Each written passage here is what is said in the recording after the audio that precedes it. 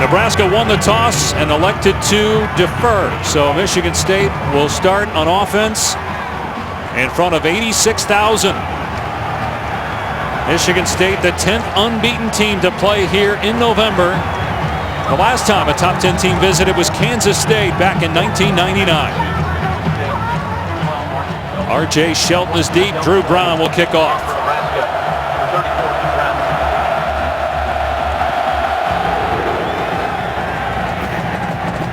And this will be a touchback sailing out of the end zone. It will come out to the 25. Dave Pasch, Brian Greasy, Tom Luganville will join us in a little bit. And Brian, we mentioned Michigan State undefeated, but they've won a couple of games by a field goal. Of course, the crazy ending in the win against Michigan. They've been banged up. This is the healthiest they've been since their Week 2 win over Oregon. Yeah, they desperately needed that bye week. They needed to get healthy first and foremost. Now you enter into November, and Mark D'Antonio loves to coin it the phrase championship month. They need Jack Allen back at center. They're going to have him tonight. And they need Connor Cook, who's really been the one that has held everything together, to have another good night. He's had 300-yard passing games in a row.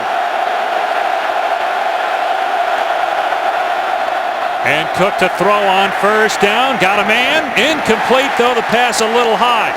Intended for R.J. Shelton. Cook is 20-1 all-time against the Big Ten. Overall, 31-3. The most wins in Michigan State history. He's had a Heisman Trophy type season with his numbers. Leads the Big Ten in passing touchdowns.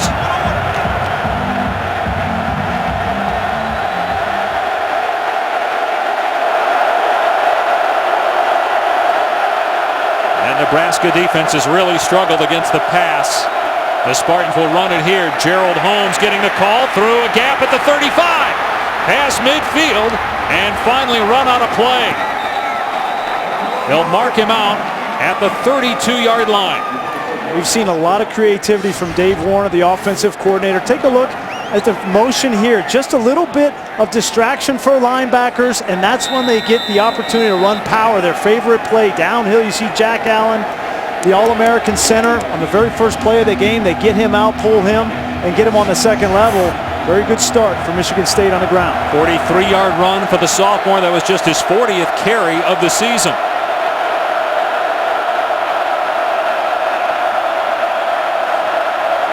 Cook to the air, and the pass caught by Burbridge, but he paid for it. He got walloped at the 26-yard line, but that's a gain of 6 on the play. You know, when you talk about Connor Cook, I think the last two games, the Indiana game and the Michigan game, when Jack Allen was not on the field, he's their captain. Connor Cook, there was a void of leadership on the field. And I think Connor Cook stepped into that leadership role in the last two games. You saw emotionally in that Indiana game, him on the sideline going after guys. They're going to need him to continue that through the month of November. Big hit by Joshua Kalu on that catch by Burbridge. Now Holmes being patient, but he stood up short of the first down marker. True freshman Dedrick Young leading the charge there at linebacker for the Huskers, so it'll bring up 3rd down for Michigan State. We'll see now if that offensive line can lean on Nebraska's D-line. There's some talent up front for the Huskers, so this play right here might give us a sense about how this night is going to go in the trenches. It's going to be a dogfight in the trenches. There's no question. As you mentioned, Malik Collins, Vincent Valentine are two of the best defensive tackle tandem in all the Big Ten. They'll be up to the challenge tonight. But with Connor Cook at quarterback, Michigan State not afraid to throw it a lot on 3rd down and short, and that's what they'll do here. Out of the backfield, and it is a first down. Although, as Holmes caught it, he actually stepped back. Let's see now if they give him forward progress or not. No. He had the first down. He stepped back, and then Jonathan Rose made a very good open field tackle. So it is a 4th down. Wow. And you saw the officials, both officials, communicating. Dedrick Young had a chance to get him down for bring up a 4th down, and there he is. He gets hit right at that 22-yard line. Looked like. Be interesting. So it's 4th down. Now Michigan State not even thinking about a field goal. Mark D'Antonio going for it here. Never a doubt in his mind. And this is different than, back when D'Antonio started, coming from the defensive side of the ball. In these situations in the past, he might kick a field goal 5-6 years ago, but with This offensive line, Connor Cook at quarterback, we're going to go for it. I think he realizes that he's coming into a situation here with a wounded Nebraska team that wants more than anything to get out from underneath these 5 losses by 13 points, and that he wants to take any kind of momentum out of their sails early in the game.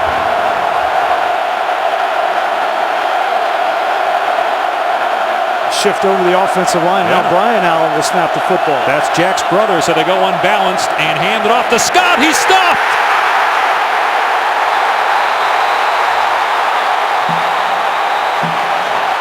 Greg McMullen there for the Cornhuskers. A huge play for the Nebraska defense. Valentine was in there as well. You take a look. Here comes the shift. They've done this several times this year. They just shift over. Now they want to run the football. Now take a look right in the middle of the screen. Vincent Valentine. He's the one that gets the push on Brian Allen. Remember, that's not Jack Allen. Now that's Brian Allen, who's not quite as stout as Jack Allen. And then McMullen comes in from the outside. Great defensive stand from Nebraska. That'll inject some life in this Nebraska team with 6 losses, the most they've ever had entering November. And Tommy Armstrong, who missed last week due to injury, throws an incompletion as Westerkamp looked distracted. There was a linebacker dropping, John Reschke, and I think he got a piece of the ball. Armstrong, a junior from Texas, we mentioned, didn't play last week. That ended a streak of 22 consecutive starts. He's got turf toe, Brian. I know that's an injury you've had. It's not easy to overcome in just a week's time. No, there's a lot of different grades of turf toe, but basically you're tearing a ligament in your big toe, and it's a very painful injury. So certainly playing on some adrenaline tonight, Tommy Armstrong. Here's Amani Cross getting the call straight ahead. Cross is a big back at 230 pounds. And he's out to the 30-yard line for about 4. Riley Bulla, the leading tackler for Michigan State, made the stop. Tommy Armstrong has had an outstanding season, especially statistically, Dave. I know they don't have the wins, but he's second in the Big Ten in total offense. And for them to win tonight, to upset this Michigan State team, they're going to need Tommy Armstrong to throw the football. They've struggled to run the ball, especially between the tackles because of this offensive line. There's a lot on Tommy's shoulders tonight. He's third of the Big Ten in passing. Michigan State. And a rush for Armstrong, and it's incomplete. It's intended for Sethan Carter, the tight end.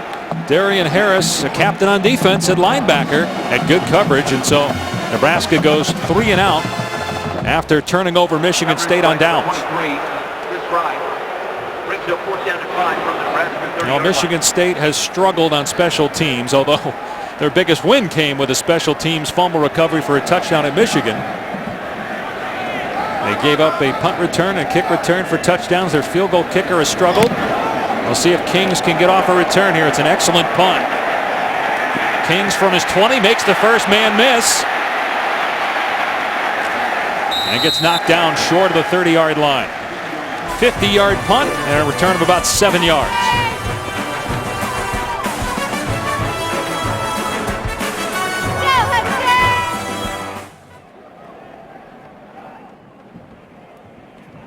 Inside the 25-yard line when the Spartans went for it on 4th and 1, and they were stuffed at the line of scrimmage. True freshman L.J. Scott in the game at running back for Michigan State on first down from the 28-yard line. And it's play action. Cook looking downfield, got a man. It's overthrown, incomplete. Intended for Monty Medeiros at the 30-yard line.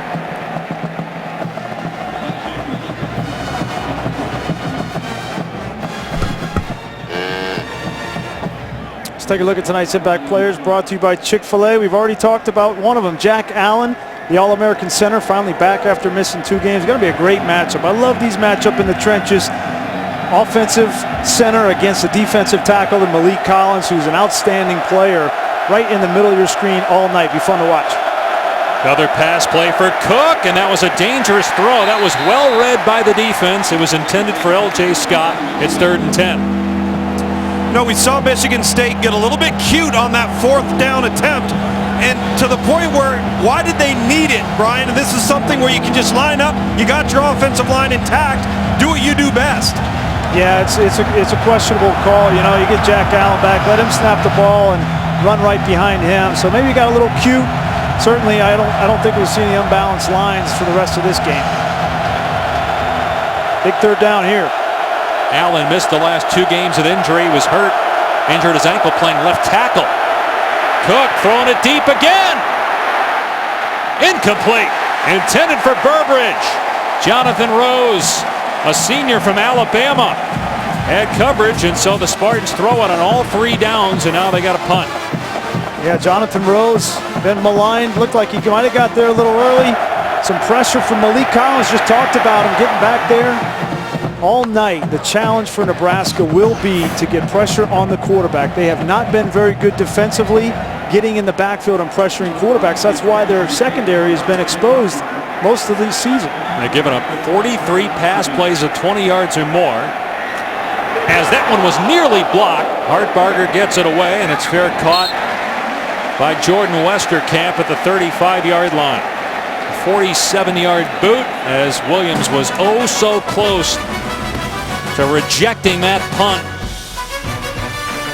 But the Huskers got to like the start, especially in defense.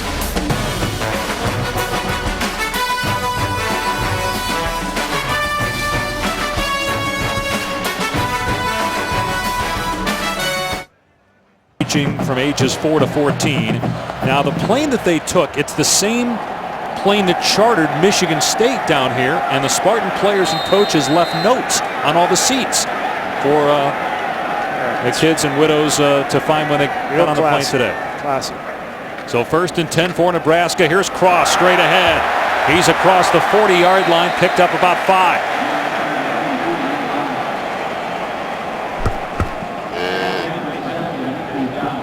Well, let's take a look at tonight's impact players presented by Chick-fil-A. Along the defensive front for Michigan State, so much is made of Shalik Calhoun and his ability to create havoc off the edge, as with Malik McDowell on the inside, but it's their importance that's going to have a huge impact on Michigan State's back end tonight. McDowell, a sophomore from Detroit. Calhoun, a senior, 5th-year senior, as Cross fell down at the 42, only got a yard on that play.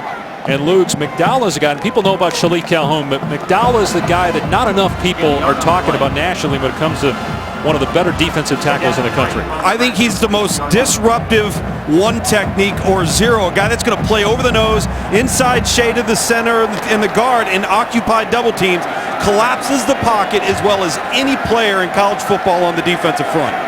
He's 6'6", and you would think that he wouldn't play with such good leverage, but he plays with his pads low.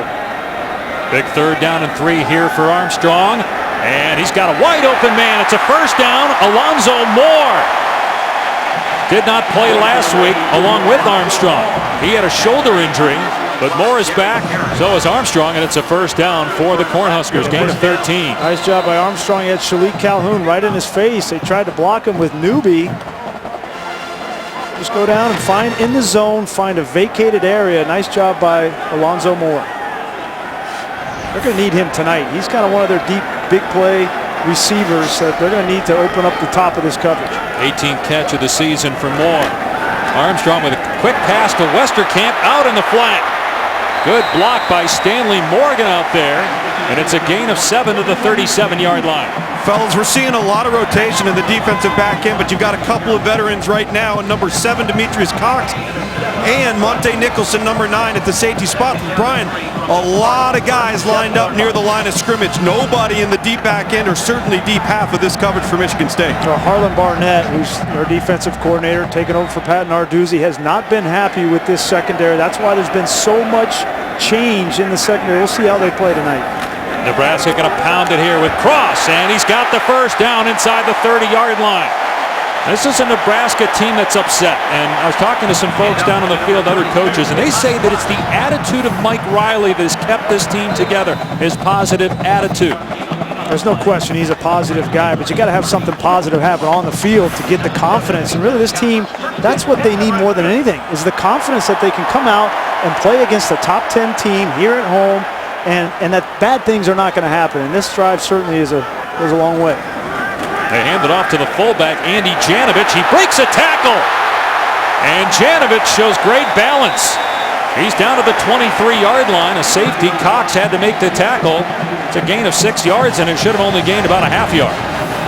this is the unquestioned crowd favorite, Janovich. You know, they love the fullbacks here in the heartland, and Janovich certainly fits the bill. One of the best players, pound for pound, this coaching staff says, on the entire team. One of the best special teams players as well. He's a senior from the state of Nebraska. Not a lot of guys from the state of Nebraska that are playing as Armstrong runs, and he gets swallowed up. Craig Evans there for Michigan State. It's a loss on the play, 3rd and long. See, that's the type of play that you got to have on that second and to go situation, because now you're in 3rd and long. If you block that at the point of attack, that's where the value, Brian, of his athleticism, Tommy Armstrong, comes into play. Didn't get it done that time, and now they're in 3rd and long. Yeah, that's because big Craig Evans at 320 pounds. He's hard to block one-on-one. Just made a great play. And they can just rotate these D linemen in and out. They got such great depth. Here's 3rd and 8 for Armstrong. Going to throw it up. And Westerkamp trying to go get it. It's incomplete. 4th down. It would be about a 45-yard field goal from here. Drew Brown has the leg, and so the Cornhuskers going to try and strike first here with 3. Should have taken a look at Jordan Westerkamp. Watch his head come around right out of his break. See how his head goes back to the quarterback? That's not what you want as a receiver. You want a receiver to run out of the break knowing that the football is going to be on the sideline. I think if he doesn't turn back and look for that ball and just sprints to the sideline, he might make that catch.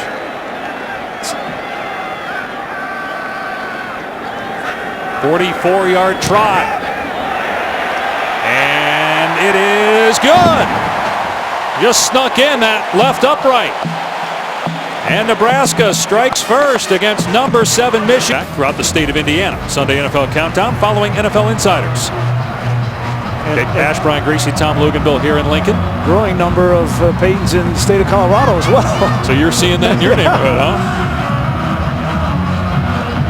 You didn't name your son Peyton, though. That was before his time in Denver.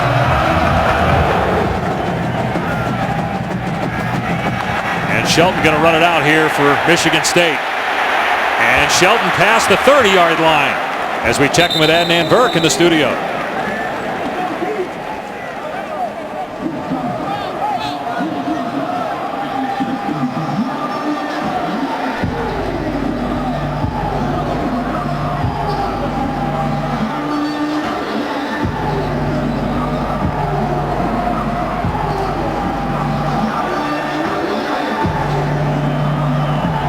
Well, there goes my argument of Ole Miss, if it wins the SEC, even with 2 losses, getting into the college football playoff. Yeah, I don't think anybody was buying that last week when you said that. It's certainly not buying it this week.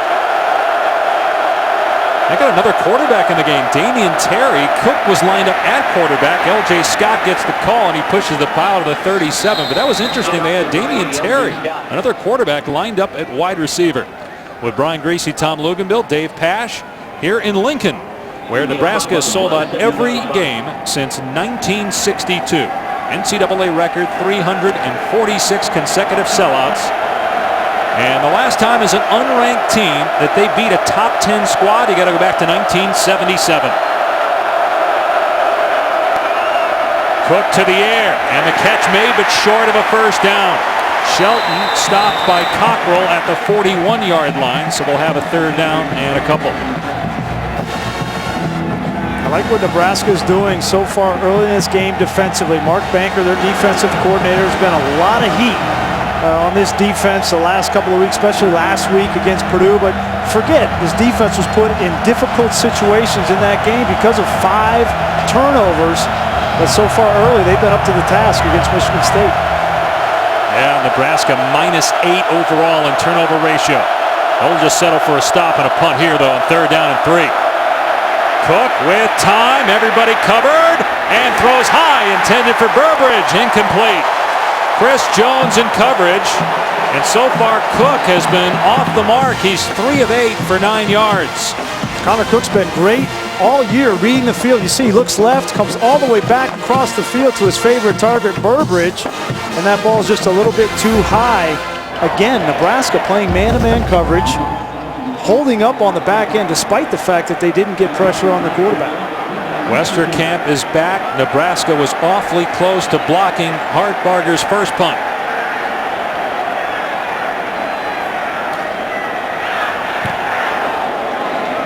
And And this is a huge punt. And it will go into the end zone for a touchback. Well, Dave, we've talked about how many plays Connor Cook has made this year for this team. He's had some opportunities already in the first 2 drives of this game and hasn't been able to connect. That one dropped by R.J. Shelton, but they get a nice play-action look in the second series. They get both linebacker and safety to step up, and Monty Medeiros is running wide open down the field. He misses him, and then he misses that last third down to Burbridge. He needs to make those plays. He's made them all year, and he knows he just needs to settle down and begin to convert. Half of his passes have been overthrows, but this is a guy that won a Big Ten championship, won a Rose Bowl and a Cotton Bowl, won the Cotton Bowl and come from behind fashion. Armstrong out on the flat to Moore. And Moore dropped just short of the first down marker by Tyson Smith as Moore is shaken up.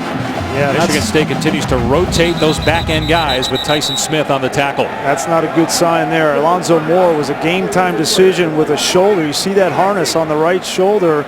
He had a painful injury and wanted to come out and do everything he can to help his team. They really just needed him to take the top off the defense. He's their best deep threat, and unfortunately, he looked like he came down right on that shoulder. Last week, they lost DeMornay Pearson-L to a leg injury, and he was a guy that was a dynamic return man as well as a receiver. He's done with a leg injury. But yeah, those 2 guys are really the playmakers and the speed on this offense. Westerkamp's more of a possession guy. So without the 2 of them, it's going to be hard for these receivers to separate for Tommy Armstrong against man coverage. Armstrong going to throw on second and short, and Riley takes it away from the defender and still going inside the 48-yard line of Michigan State. That was a terrific catch. Brandon Riley, another guy that's been injured. He gets a big play of 23 yards. Well, Brandon Riley said, I don't need separation. I'll just rip the ball away from Demetrius Cox.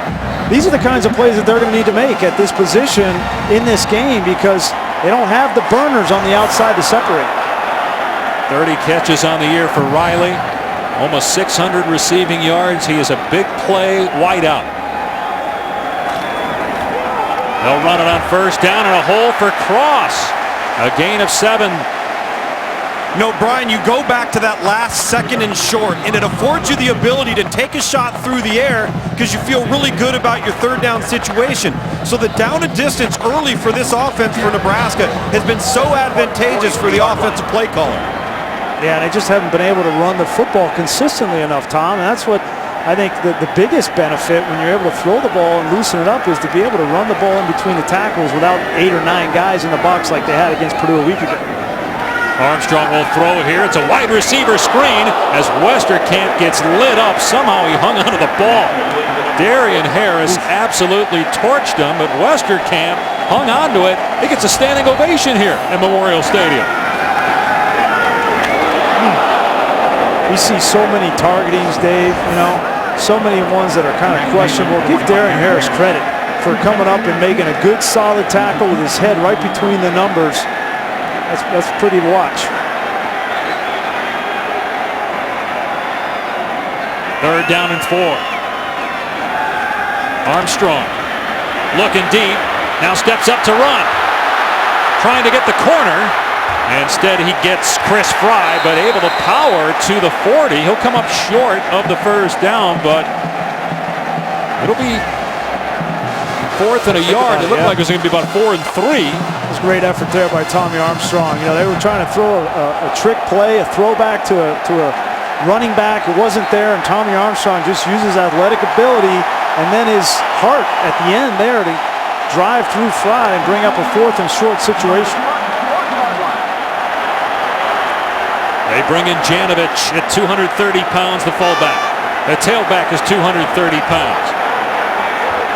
The Spartans stack the box on 4th down and 1. It's Cross, and he powers past the marker. Ripped through the arms of Malik McDowell to get the first down. This is something, Dave, that they have not been able to do consistently is run between the tackles. And just take a look. Green hats are not in the backfield. They're getting pushed on Malik McDowell.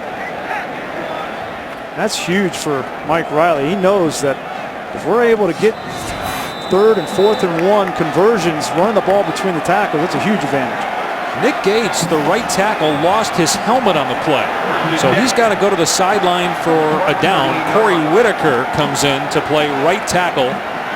As you see the balance by Nebraska here through the opening quarter. Nearing 2 minutes to go. Armstrong rolling out. Armstrong looking downfield, and it's caught! It's a touchdown by Westerkamp! A penalty flag down, though, at the 15-yard line. A penalty marker at the 22-yard line as well.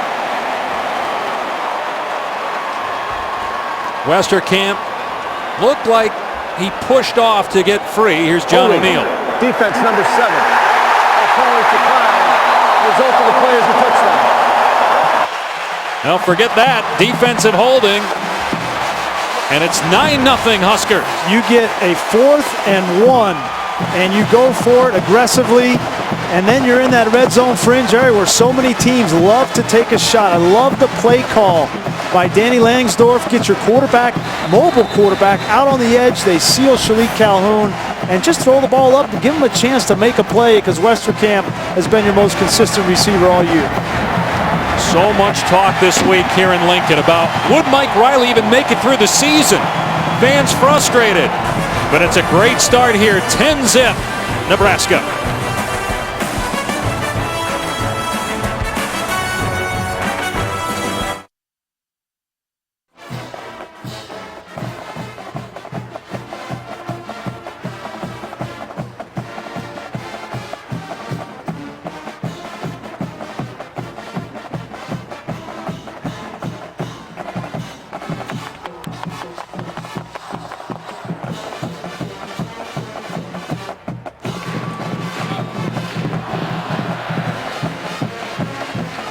Tuesday night, we've got the College Football Playoff Top 25 Ranking Show presented by Northwestern Mutual with host Reese Davis. Don't miss your chance to see the Top 25 rankings as soon as they are out at 7 Eastern on ESPN. Definitely will be a shake-up. Week 2, TCU losing. Right now, Michigan State at number 7, down 10-0. And a pooch kick that's taken by one of the upmen at the 20-yard line. It's Delton Williams. He's brought down at the 30. That's where the Spartans will operate late in the first quarter. Let's go back and take a look. The first thing you need to do if you're going to run a bootleg is you need to control the edge. There's Shalik Calhoun. They do a nice job. You get just enough. Carter, the tight end, gets just enough. Then freeze it there, guys. You see, he's beat here. All you need to do is give him a chance downfield. Westerkamp. And this is the struggle that Michigan State has had in the secondary. Harlan Burnett knows that he has struggled in the back end. Demetrius Cox has struggled. They're biting on routes. It's been a tough year for them in that secondary, and Nebraska is starting to take advantage. So you had Cox, the safety that time, covering the wideout Westerkamp, and he gets the touchdown. Here's Gerald Holmes through a gap. Another big run for Holmes. He stepped out at the 45-yard line. That's a 25-yard scamper for Gerald Holmes. That's their best offense right now. Just hand it to that guy running left. Yeah, and they get Jack Allen out. You know, take a look. He's going to come back, and then they're going to get guys out, 2 guys out, pulling in front. And why not? Jack Allen's one of your best players. He gets the block on the linebacker, and then you insert Holmes. Cook to the air on first down. He's going to look deep. Going for Shelton. Broken up at a flag. Byerson Cockrell in coverage of Shelton will get called for interference. Pass interference, defense, number 28. 15 yards from the previous spot, automatic first down. I think we're going to see this all night, Dave. We're going to see both quarterbacks taking shots downfield because both teams' weaknesses, their biggest weaknesses are their secondaries. And this time Cockrell, not a lot of confidence back there with the way that they've been torched this year. And he's just not in good position to look back for the football. He did not play last week in their loss at Purdue due to a family situation. And with a penalty by Cockrell, it puts the ball at the Nebraska 30. So far, Gerald Holmes has 70 of the 82 yards of total offense for Sparty.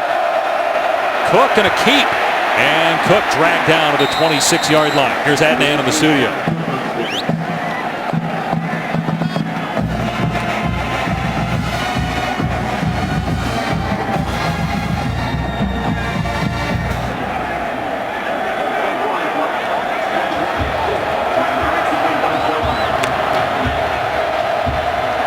All right, here it's 10-0 Adnan. Nebraska on top with the Spartans on the move. Just outside a minute to go here in the opening quarter. After a 4-yard run by the quarterback, Connor Cook. He's going to hand it off to Shelton on the jet sweep. And that was well defended. He's pushed out by Chris Jones. It'll bring up a 3rd down. No, Brian, there's some of that creativity. Just another wrinkle in this offense. They bring him back in motion, and then it looks like it's going to be downhill power. You think things are going to be between the tackle, and they take the ball to the perimeter. Really well devised. But that was a loss in the play, though, Luke, so it's 3rd down and 8 now. Need to get pressure on the quarterback. It's been a struggle for Nebraska off the edges with their defensive ends. Really where their pressure has come from has been inside with their tackles. Spartans yet to convert on 3rd down. Here comes a blitz. Cook. The pass is high again and incomplete. It was intended for Shelton. That's another overthrow, the 5th of the first quarter by normally accurate Connor Cook.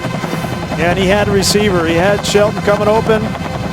He's recognized the blitz. You're not going to fool Connor Cook. You know, he's a senior quarterback. You bring a safety off the edge. He says, big deal. You know, I got it picked up. I'm going to stay in the pocket and find my receiver. But he's been inaccurate, Dave, and that just tells me a little bit early kind of jitters here in this game. A guy that never seems to be nervous, but maybe it's hit him tonight for some reason. Geiger from 46. And it's good. Michael Geiger, who had been up and down this year after a great start as a freshman, gets the Spartans on the board late in the first.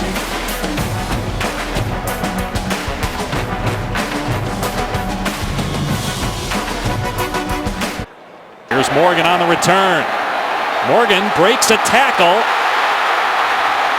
and is finally chased down at the 36-yard line by the kicker, Kevin Cronin. Well, Nebraska defensively much maligned coming into this game, but take a look up front. It starts with Valentine, Malik Collins, Mullen. 4th down play, great effort, getting stop after stop in this first quarter, force a field goal in that possession. They need this defense to rise up tonight because offensively they're just not going to be consistent enough to score 35 points against a team like Michigan State. Yeah, the Black Shirts have been solid so far in this game tonight. And meanwhile, they put up 10 points on the Spartans defense. Terrell Newby, who's been battling an ankle injury, is in the game at running back. There's a penalty marker down. Movement by Nebraska. Ball start. Offense number 71. 5-yard penalty. Still 1st down. You know, it's amazing how different this offense can be when you can move the quarterback. Grease, you talked on, you get the 4th down, then you move the quarterback and you take a shot. And by moving the quarterback, the much maligned secondary for Michigan State's already been struggling. Now they've got a run-pass threat on the perimeter, and just as we saw, Jordan Westerkamp gets lost. His 6th receiving touchdown of the year. So it's 1st and 15 after the false start. Here's Cross. And knocked down by Riley Bulla after a gain of a couple. Well, Nebraska comes in 3-6. First time the Huskers have entered November with this many losses. The ones with Brian Greasy and Tom Luganville, Dave Pasch in Lincoln, Nebraska, where the Cornhuskers lead Michigan State 10-3. Connor Cook threw for 9 first quarter yards, 3 of 9 passing. Meanwhile, Tommy Armstrong has thrown for 89 yards, and he's back to pass here, going deep on 2nd and long, and a flag is down. Alonzo Moore, the intended receiver. Jermaine Edmondson, the guilty party.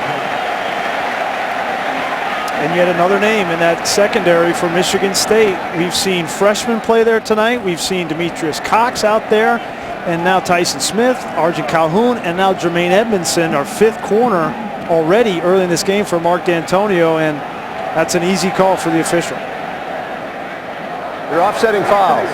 Pass interference on the offense, number 82. Pass interference defense, number 39. Those fouls offset. Replay, 2nd down. Well, you don't see that very often, where you have both PIs on both guys. Let's take another look. It's Alonzo Moore. Evidently he's back healthy from that shoulder. That's a bad call. I don't see that. Either it's a no call or that's on the defense. So they replay 2nd down and 13. I don't understand that one. Mike Riley is in the same boat.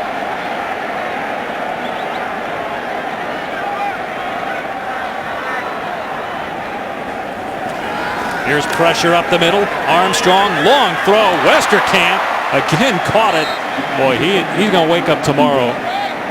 And most of his, that's twice now he's gotten drilled by Darian Harris. You'll feel that right now. Forget about tomorrow morning. Look at the back of his head. Hopefully the back of his head doesn't hit the ground. Those are the scary ones, you know, where the helmet hits the ground hard. Hopefully it just got the wind knocked out of him. Westerkamp's about 190 pounds. Darian Harris about 225, and he got driven to the turf that time by Harris. It's amazing. That's twice now the Westerkamp has hung on to it despite taking that kind of lick. And that's, Dave, that's a missed read by the quarterback there. You know, that ball's thrown late in the flat.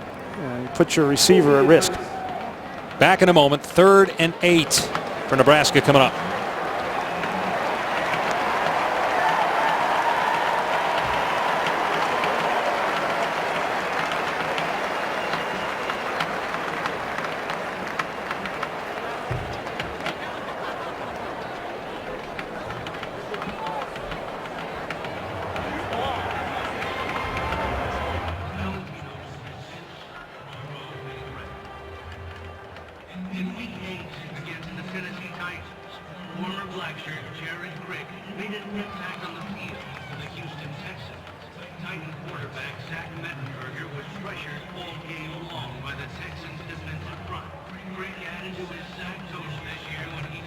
Was shaken up on a big hit by Darian Harris. Hit the turf hard.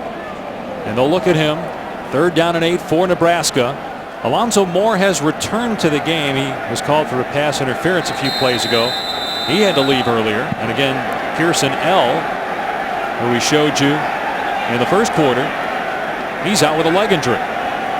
Who's going to catch the ball on 3rd down and 8? Armstrong to the sideline, and it's nearly intercepted. Arjun Colhoun broke on the ball.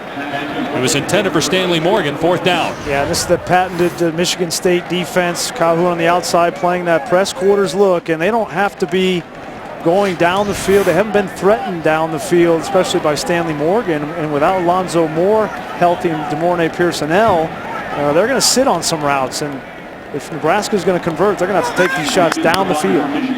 Sam Foltz has 15 punts of 50 yards or more, including one already in this game. And he almost got that one blocked. Off the side of his foot. I wonder if he saw Edward Barksdale coming, and that forced the bad kick as the side judge stops at the 43-yard line. That's a punt of about 20 yards.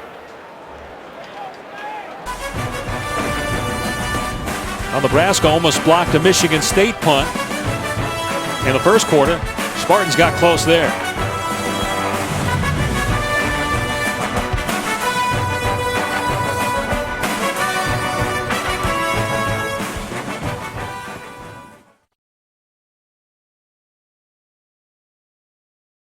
Tommy Armstrong has played well at quarterback for Nebraska, which has not beaten a top 10 team when it was unranked since 1977 when they took care of Alabama. Off play action, Connor Cook, who has struggled here tonight, but that one was on target. It was just dropped by Shelton at the 42-yard line. Had a handful of overthrows in this ball game, but that one was on the money. Yeah, that passing game is just out of sync, whether it's Connor Cook a little bit off this time, R.J. Shelton. That's the second drop of the game too, Dave. Now, one drop quarterback can excuse. The second drop, now you got in the back of my mind, am I going to throw the ball your way again? When I got guys like Burbridge and Josiah Price who have been real reliable, so R.J. Shelton's got to shake that off. Got 9 passing yards coming off 3 straight 300-yard games. He set the single-game Spartan record for total offense in their win 2 weeks ago against Indiana. They're going to run it here to Scott, and he's tripped up after a gain of 2. Nate Gary, the safety, flying in there. So a third down and long coming up for Michigan State. The Spartans were 0 for 4 in the first quarter on third down. Yeah, the problem is, Dave Warner, if you're the offensive coordinator for Michigan State, you call a first down rollout. It's a great design and it's a good play. It should have been a first down. It's an incompletion. You come back a second down, only get 2 yards, and you're in third and long right off the bat. Where's Burbridge? Down at the bottom of your screen right here. Been their most consistent player offensively all year. But Jonathan Rose has been pretty good on him tonight. They rush 4. Cook. Another high pass, but it's caught by Burbridge for a first down. It was deflected by Kings, who appeared to be the intended receiver. Well, you're going to get the ball to the playmakers, The quarterback, he's trying to get it to Burbridge. It's very clear this ball's going to Burbridge, Dave. Stop. That's what you said. How many times when you were at Michigan? Rather be lucky than good sometimes. Well, maybe that'll get Cook going. That's their longest pass play of the game. Burbridge has been dynamite. Leads the Big Ten in catches and receiving yards. Cook to the air. Got single coverage. Trying to get a rhythm going with Burbridge. As Gary and Kalu had coverage. It's a gain of about 4 yards on first down. Yeah, and I'm not surprised that you have some adversity. And this team has faced some adversity this year. They didn't beat Purdue by a whole lot. Beat them by 3 points. They've had to come back in games. Obviously the Michigan game. So when you have some adversity early in the game, Art D'Antonio pretty clear with his quarterback. You're going to find your most consistent players, and Aaron Burbridge certainly has been that. Air Force came back on them. We mentioned Purdue, but 2 wins by a field goal, and then the crazy finish against Michigan. Nebraska blitzing on second down and 6, and Holmes dragged down by Michael Rose-Ivy after a gain of a couple. For a defense that's been so maligned, particularly in the defensive secondary, Coach Banker, the defensive coordinator, he talked about how difficult the transition has been and getting guys to maybe buck some old habits, get away from what they've done before. This team right now, it looks like an entirely different unit from what we've seen in the past several weeks on defense. What's interesting, Tom, is they've actually been pretty good against the run this season, but they've given up big run plays tonight. It's the pass defense that's been poor, but they've done a good job in that area tonight against Cook. An underneath pass to Kings, and he gets the first down and more. Kings inside the 15, heading for the end zone. It's a Michigan State touchdown.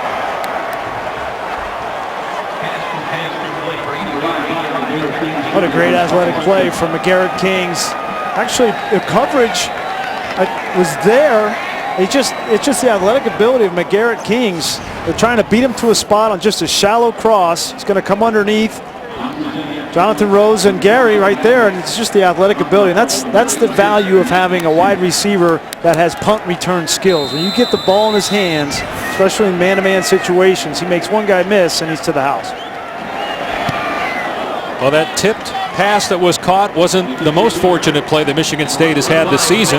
There's a penalty marker down on the extra point. Connor Cook with his 18th touchdown pass. It was set up with that deflection that was caught for a first down to keep the drive going.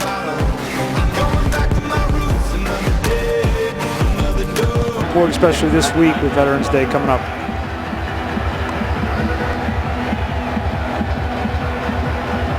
Now Michigan State trailed 10-0, but the Spartans had tied it early in the second quarter. Cronin kicking it off. And here is Stanley Morgan, a true freshman. And Morgan finds a crease. He's past the 30-yard line on a nice return. A penalty marker down as well. Jermaine Edmondson on the tackle. Let's see what the flag is about.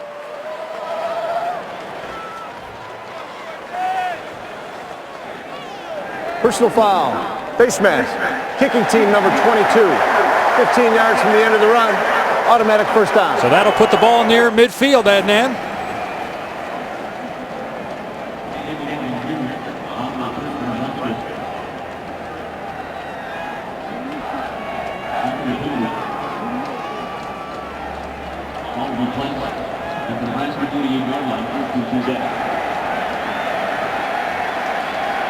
I think, and people, Clemson silencing the doubters. There's still plenty of them. That was a big win for Dabo Swinney and company, as Nebraska will start at its 48-yard line after the penalty. And the handoff to the fullback, Janovich. Janovich looking for contact as he gets 12 yards on the play.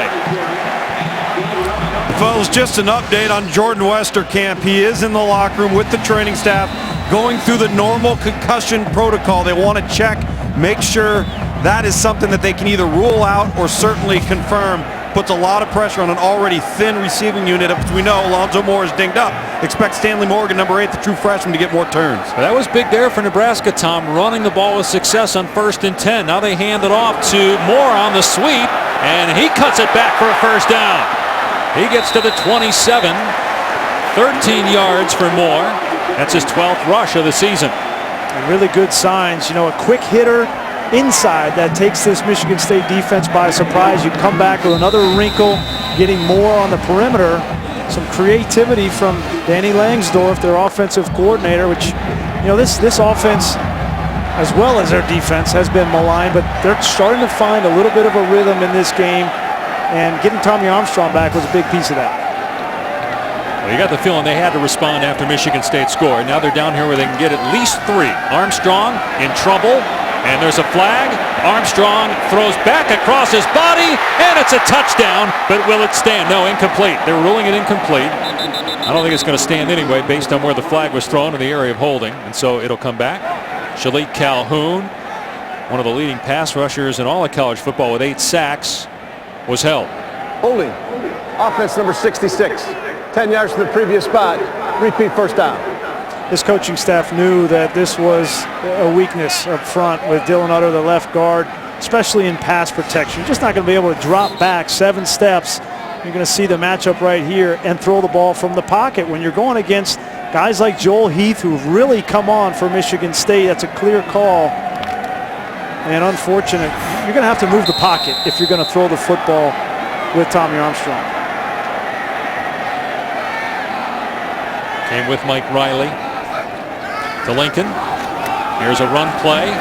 Newby trying to get some of it back. 1st and 20, and he got maybe 3 yards. I mentioned it was so important for Nebraska to respond. Every bounce has gone against them this year. 4 losses on the final play. Michigan State's 3rd down. Connor Cook throws a high pass. It's tipped, but it's caught by Burbridge, and then they end up getting a touchdown to tie the game. You just got to keep working. You got to believe that the ball's going to start bouncing your way and the tide's going to turn for you. But you know, go a long way here just to get in position to attempt a field goal. That's in the back of your mind as a quarterback what you need to be thinking right now in this situation. Armstrong to the air. Calhoun. Armstrong gets away from him. Armstrong makes one defender miss and then throws it at the feet of the receiver. Tariq Allen incomplete, so it's 3rd down and 18. The good news is that Tommy Armstrong and his toes seem to be healthy.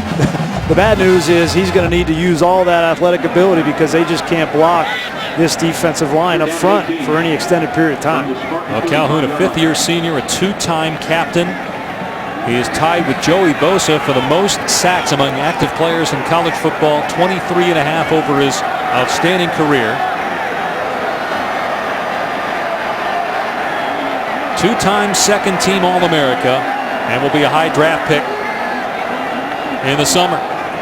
3rd down and 18. The Spartans bring pressure. Armstrong backing up, lobs it up, and it's intercepted. It's picked off by Demetrius Cox. And Cox brings it back to about the 29-yard line.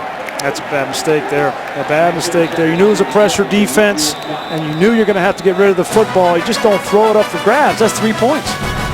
And Drew Brown, their kicker, has made a 50-yarder this year, but he didn't get a chance because of the turnover by Armstrong.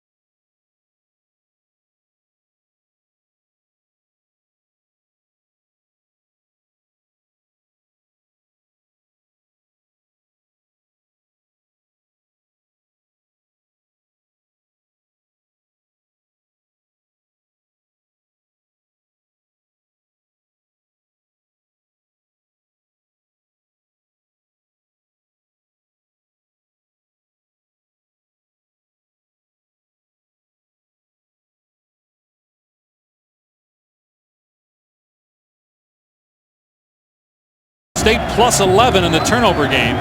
They've outscored their opponents 54-0 in points off turnovers. Connor Cook normally makes teams pay for turning it over. And Nebraska would have been a long field goal, but they're at least in field goal range.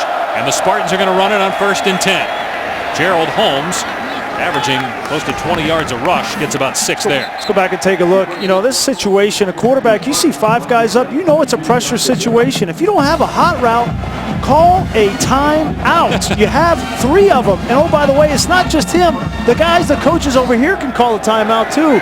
That's a missed opportunity for 3 points. You don't have a good route on against pressure, but if you see pressure, get out of it. That's how you get to 3 and 6, those kind of mistakes. In their wins, they're plus 4 in the turnover margin, minus 12 in their 6 losses. 2nd down and 4. It'll be Holmes again, and this time he's stacked up. Penalty flag is down. Kevin Maurice and Marcus Newby on the hit.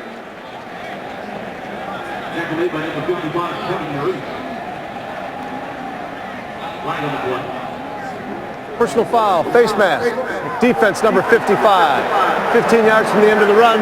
Automatic first down. So instead of a 3rd down and a 4 or 5, Kevin Maurice, who made the tackle, got Holmes up high, twisted the mask, and it'll put the ball at midfield for Michigan State. Well, Nebraska does not have a takeaway in 4 of its last 5 games. The one game where they did turn the opponent over was Minnesota. They had 3 takeaways in that game, and they won that game handily. But Connor Cook's only thrown 2 picks. Michigan State has only turned it over 4 times as an offense. Holmes nowhere to go, brought down in the backfield. Maurice made another play. Dedrick Young, true freshman, was in the backfield as well. Kevin Maurice is a heck of a football player, and not a lot of people know about him, but everybody talks about Valentine and Collins, but Kevin Maurice at 280 pounds, 6'3", and he's a junior. He's making tons of plays in the last 2 or 3 games for Nebraska. They're good up front. We talked about Collins and Valentine. Kevin Williams is back from injury. Their best defensive lineman might be Freedom Akinmoladun, who leads the team in sacks. 2nd and 12. Cook with time, and the pass is intercepted. We talked about he's only thrown 2 interceptions, and as we say that, he fires it right to Jonathan Rose.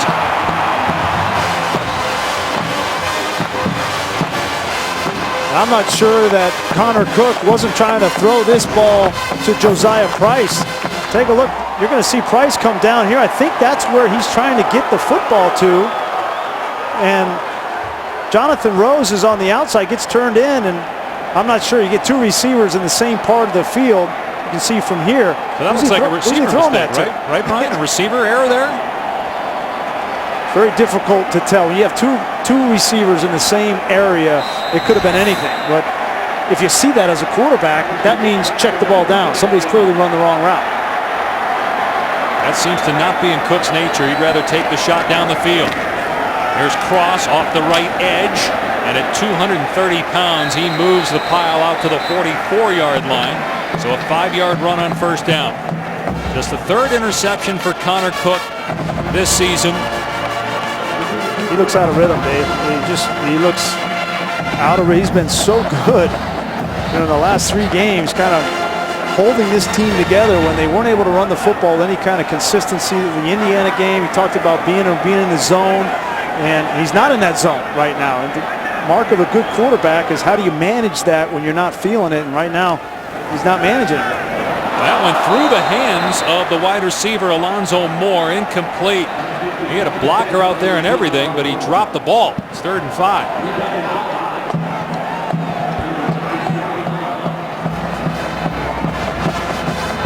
Lane Hovey out there who had locked up a defensive back, and that might have been a 1st down had Moore caught that. Now it's 3rd and 5. Tommy Armstrong threw an interception on the last possession. That was on 3rd down. Of course, it was 3rd down and long. This is 3rd and manageable. 5 to go. Spartans showing like they're coming. They rush 4, and it's a run play. Armstrong taking off into Spartan territory. All the way to the 39. 1st down, Nebraska. This needs to be an element of Nebraska's offense. We were talking with Mike Riley last night. He said, I never run these quarterback design runs at any point in his career because he never had a player like Tommy Armstrong. He said he got to spring ball, and he said, we ran that zone read. I was like, wow, that's a pretty good design. You got to have that element when you don't have the talent offensively that you can just line up and throw the ball down the field. Well, that's why they needed Armstrong back tonight. Riker Fife started last game. Here is Riley on the jet sweep inside the 25 and knocked out a play near the 20 by Grayson Miller. A gain of 18. Whether it's Alonzo Moore or whether it's Riley, this speed sweep is another thing that this offense and Danny Langsdorff have not done before. And they were telling us last night, some of these things they took from Oregon, some they took from Chip Kelly, and they've started to integrate these things into their offense. I don't know if it's who they want to be going long term, but certainly in the short term in this season, they think it's useful. Armstrong slings it out, and another big hit by Darian Harris, taking down Tariq Allen. A loss of 3, Tom. Yeah, not good job up in the wide receiving core at the point of attack there on the wide receiver quick screen. But to Brian's point on some of these perimeter runs, I think they knew coming into this matchup it's going to be very difficult for the interior of Nebraska's offensive line to block the likes of a Malik McDowell. We've already seen Utter, number 66, have a hard time with that. So these perimeter runs and quarterback runs take a little bit of the pressure off that interior front. And a negative play, though, on first down, so they're at 2nd and 13. They got to come up with points down here again. Here's a little option, and Armstrong hit hard. Another loss on the play.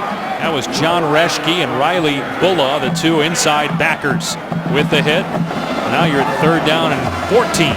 Well, there's been questions about Michigan State's defense, but it hasn't been about their front 7, that's for sure. Yeah. Because their front 4 are as good as anybody. And these linebackers, there was questions when Ed Davis went out early in the year as a great player and a leader on this defense. How would these linebackers respond? And Darian Harris, Reschke, Riley Bulla, they've been outstanding. I think if you're Nebraska here, you just run the ball, make sure you get points. 3rd and 14 after the Armstrong pick.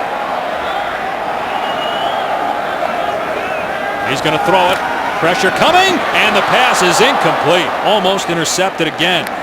Allen, the intended receiver. So it's 4th down. And here comes the field goal team.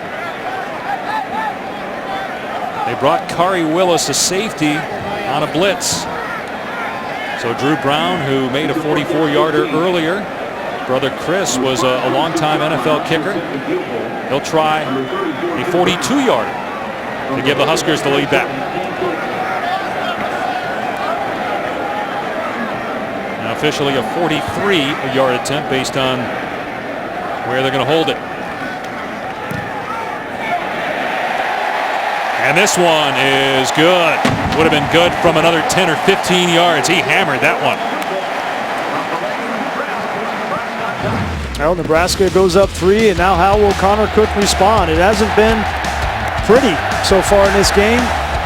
Some missed throws down the field. One to Monty Medeiros, and the interception, which don't know where that ball was going. But there's going to be ups and downs in a season for a quarterback, and there's going to be ups and downs for a team. And certainly Michigan State has already experienced those. And now you're on the road, and nobody cares in the state of Nebraska that they're 3 and 6. They care about what happens tonight.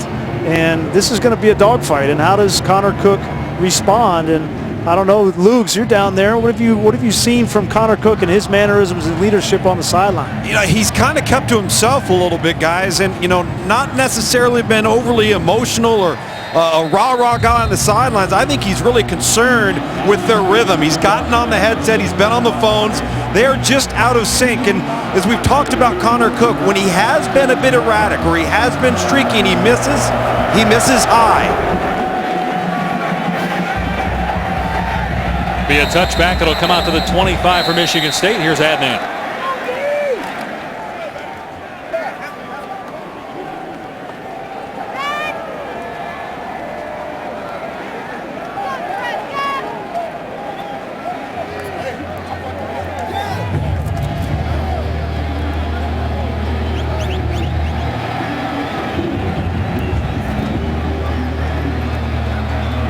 All right, Adnan, we'll see if Michigan State can respond after Nebraska took the lead back, 13-10 Cornhuskers. And with all the pressure on Mike Riley, the athletic director Sean Eichhorst coming out and giving a vote of confidence, the Chancellor Harvey Perlman doing the same. Now the Husker players responding for their coach. And on defense, Holmes dragged down by Marcus Newby, a gain of a couple. And look, I think the bottom line is to think about, as successful as Mike Riley was at a tough place to win Oregon State, to even think about letting go of Mike Riley after 1 year is ridiculous. Now, you could make the case that maybe he wasn't the right fit to begin with. He's personality-wise, Brian, the opposite of Bo Pelini. That's one of the reasons why they went after him. Yeah, well, time will tell whether he was the right fit, but the time is not now to make that determination. Damian Terry, a quarterback here. Now, we saw him in at wide receiver earlier. He's going to sling it on second down, and it is juggled, incomplete, almost intercepted. It stayed on the back of Jamal Lyles, and Nate Gary could not make the play, but it's 3rd down and 8. Great play by Gary. He's in good position there. If he doesn't come up and make that hit, that's going to be a catch by Lyles. By Michigan State going to Damian Terry, is this a sign of that they don't think they can move the ball in Nebraska? No, Damian Terry's been a part of it, but he has a package in every game for Michigan State. Normally it's run the football out of the Wildcat, but you can see that was a great throw. He can throw the football. That was his first pass of the season at 19 attempts last year. 3rd down and 8.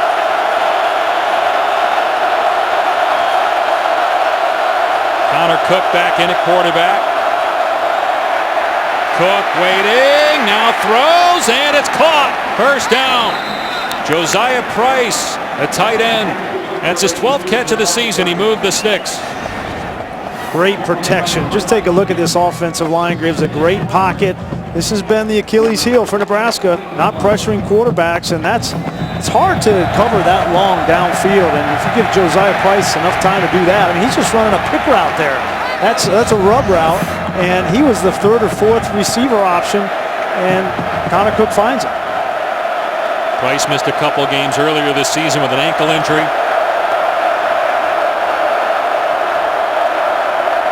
Cook going downfield, got a man, but it was underthrown, incomplete. Intended for Monty Medeiros. He had the overthrows earlier. That one was undershot. Joshua Kalu was in coverage. And he's made these, Connor Cook has made these throws consistently. Take a look, just let it run, guys. You're going to see it's a wide open post, plenty of protection. It doesn't seem like he's stepping into the ball, Dave. It seems like, he's kind of static with his feet in the pocket. As this game goes on, take a look at his feet here. You see how he doesn't step into his right leg, doesn't really come through. You see that? Yeah. Not projecting that ball and pushing that ball down the field, and that's all confidence. That's all, it hasn't gone my way this half. On 2nd and 10, Cook in trouble, flag down. Cook escapes for a moment, but then he's wrapped up for a sack, and it's Kevin Maurice back there again. They're holding on a screen here with Nate Gary, Dave. Pretty blatant.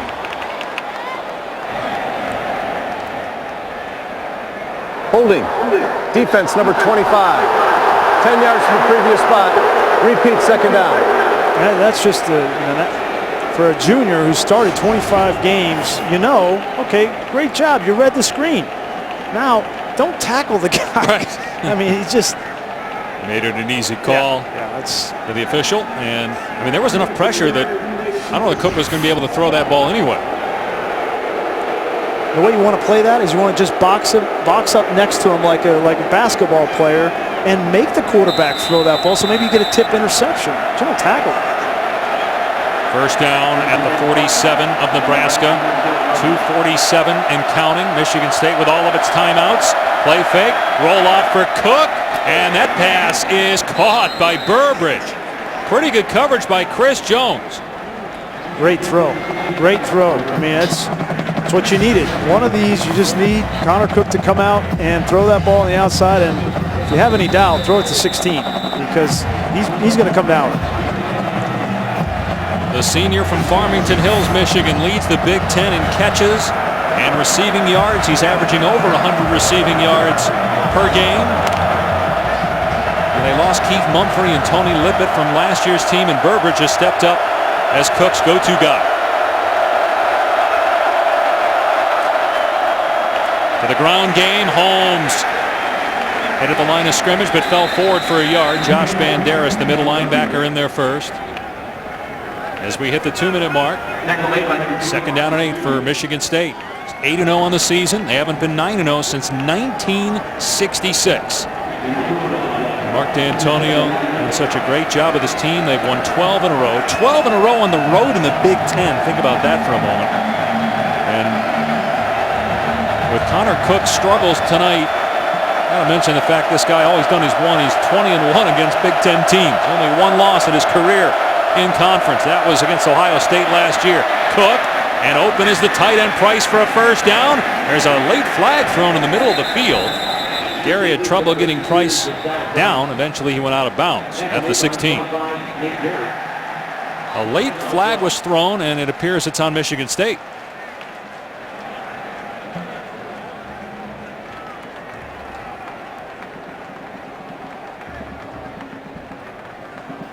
John O'Neill, the referee, trying to sort it out. Pass interference. Offense number 82. 15 yards from the previous spot. Repeat 2nd down. They end up getting Josiah Price, who ended up catching that football. There he is here. Take a look, see if he pushes off. Oh, he's going out there for a little rub route. This is the pass he caught earlier. They come back to it. And you can't just go and initiate that contact in a pass. So that'll put it back at the 48-yard line. It'll be 2nd down and 23. Michael Geiger made a 46-yarder earlier in the half, but he's been up and down. They're nowhere near field goal range yet. Pressure coming off the edge. Cook steps up and wide open. Burbridge, first down to the 20-yard line. And Nebraska knows that they've had trouble getting to Connor Cook, so they try to bring some pressure, but that's the catch-22 for Mark Banker, the defensive coordinator. You bring pressure, you play man behind it. Who's going to guard Aaron Burbridge? You don't have a guy on the team that can play him a man-to-man. He's got 67 receiving yards now on the day. Here's Gerald Holmes. Waited for his center, Jack Allen, to get out of the way, and he got a yard on the play. Banderas on the tackle. The Spartans will call a timeout. They have 2 remaining. Michigan State in field goal range, down 3. Time now for tonight. Mississippi State was number 1 there, just to end that suspense. Dak Prescott and company. By the way, how about the job that Dan Mullen has done with that team this year? Wow. And how about Dak Prescott? Wow. They're 7-2, and we had the LSU game where they lost on a field goal. Now the Tigers are unbeaten coming into their big showdown with Alabama tonight. Michigan State, meanwhile, down 3, is 2nd and 9 here for Connor Cook and company. Holmes has been the workhorse tonight for Michigan State, and he cuts it back and gets back to the line of scrimmage. Banderas on the stop again, brings up 3rd and long. See if Mark D'Antonio calls a timeout here or not. I don't think he will on 3rd down. He wants to burn this clock, but this Nebraska defense is swarming to the football. I mean, you see, that's the difference between good defenses and defenses that give up a ton of yards, and this defense has in games this year, but they are running to the football for Mark Banker.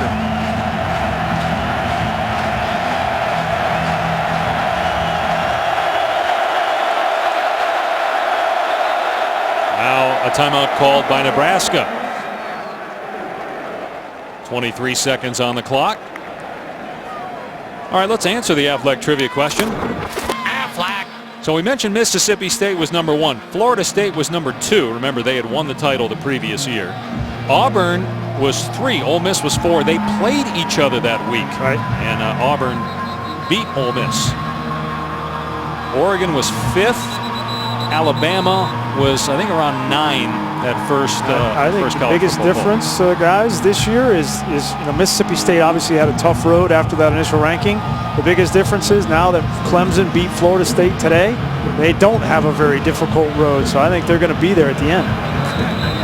No, you consider, what it takes to actually get to the finish line. And it has so much to do with being healthy and peaking at the right time. One of the things Mississippi State struggled with last year, we'll see if Clemson can overcome it this year.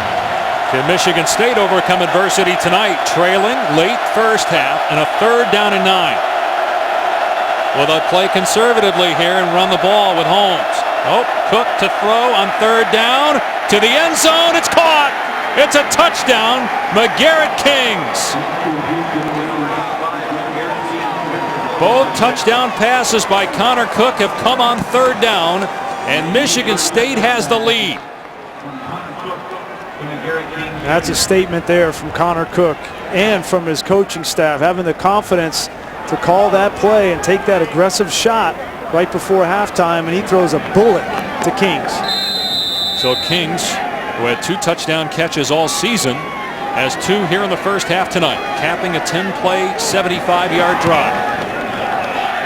Geiger puts it through, and it's 17-13. Spartans. DirecTV takes you inside the drive as we take a look at that last touchdown. Well, and anytime you get a wide receiver matched up on a safety, it's going to be an advantage for the offense. Here's Byerson Cockrell, and you're going to see Kings just going to come down and run the post, and you get good protection for Connor Cook, and he can throw a bullet, and he sees Reed's 2-deep defense and the body position of McGarrett Kings, and Cockrell can't be right. That's just it's too good from the quarterback and the receiver, and a great call from Dave Warner.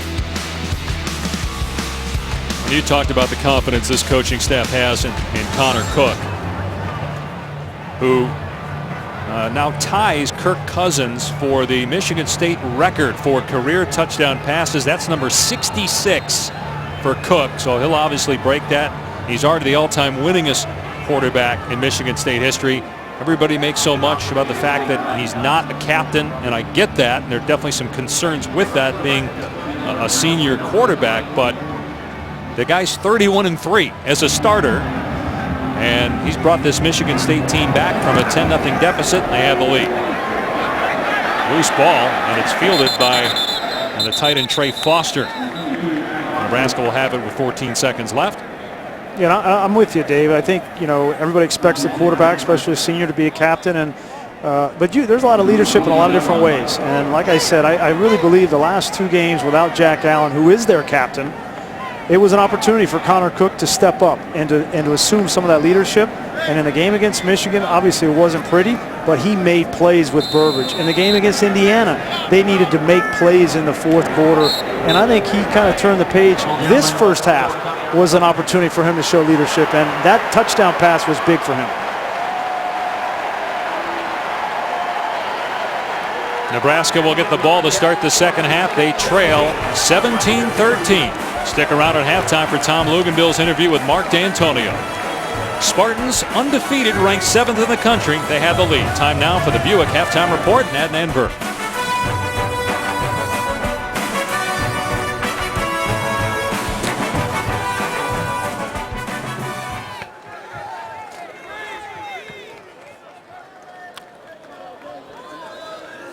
Coach, a tremendous drive there to take it into the half, get the touchdown, but a little bit out of sorts on offense. What's creating some of those issues for you in the first half? Well, Nebraska bringing pressure. They're playing well on their side of the ball. We got to make those plays. I thought, McGarrett King's 2 big clutch plays. Defensively, you guys have decided to bring some pressure a little bit against Nebraska. Tommy Armstrong's throwing the ball up for grabs. Will you continue to do that here in the second half? Loose plays, got to not allow him to create loose plays, throw the ball down the field. You got to contain him. He's a good football player, and they got good guys. All right, thanks, Coach. Thanks.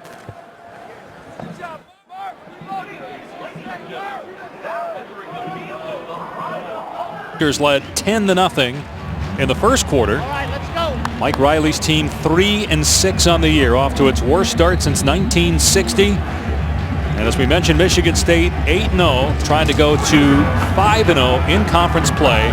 They got Maryland and East Lansing next week. 2 weeks from now, they're in Columbus to face the Buckeyes.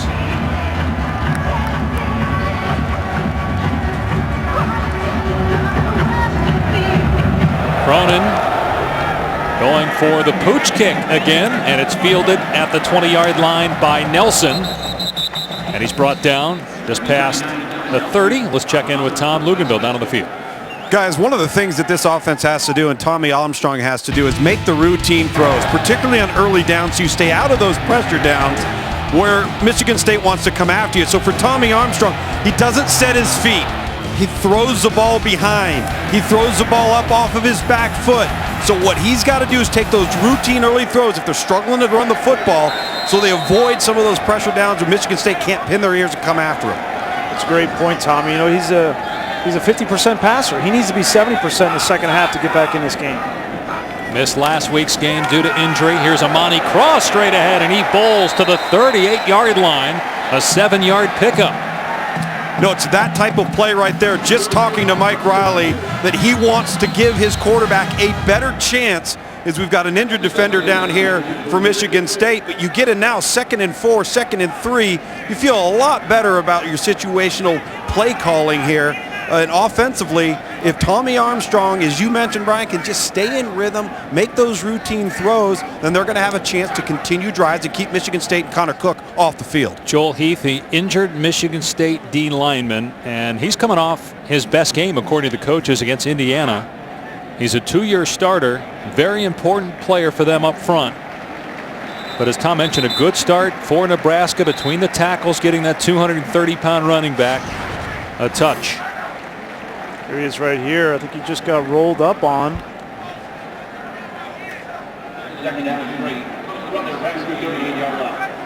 Well, he got hit initially by Shalik Calhoun, and then,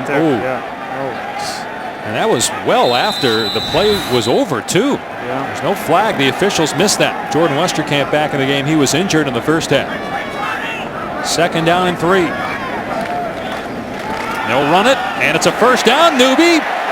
It's hog-tied at the 44-yard line. Darian Harris with a big tackle, because if Newby breaks that one, he's got the speed to take it to the house. And there was a good play by Harris.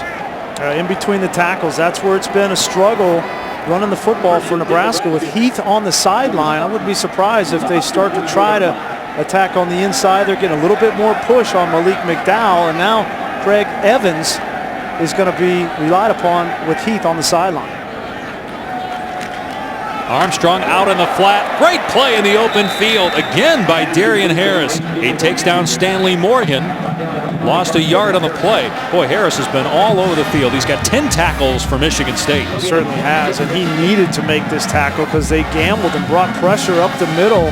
That's Harris's play to make. And when you have a wide receiver, I know Morgan is a true freshman, but he's one of their more explosive players, and a linebacker makes that play, you know that's a good play.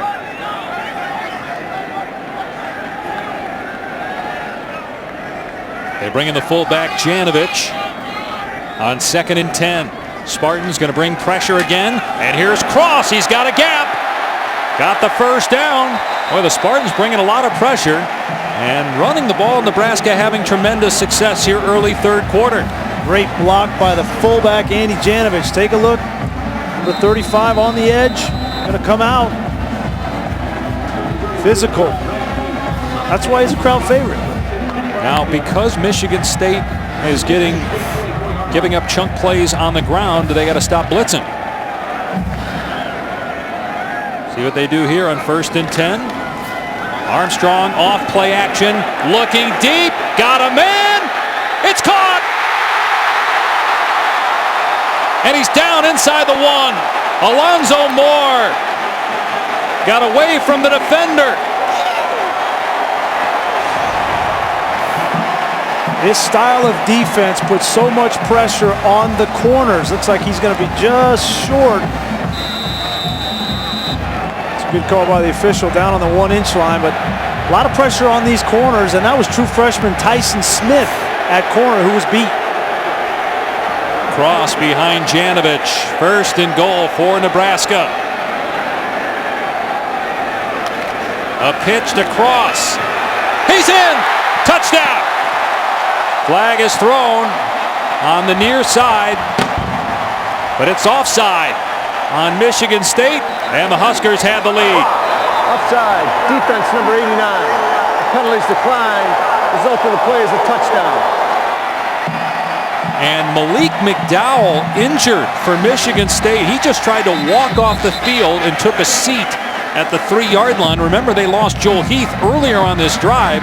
That's their 2 starting defensive tackles injured on this possession. Boy. And Heath looks like he's getting a new tape job, may be able to return in this game.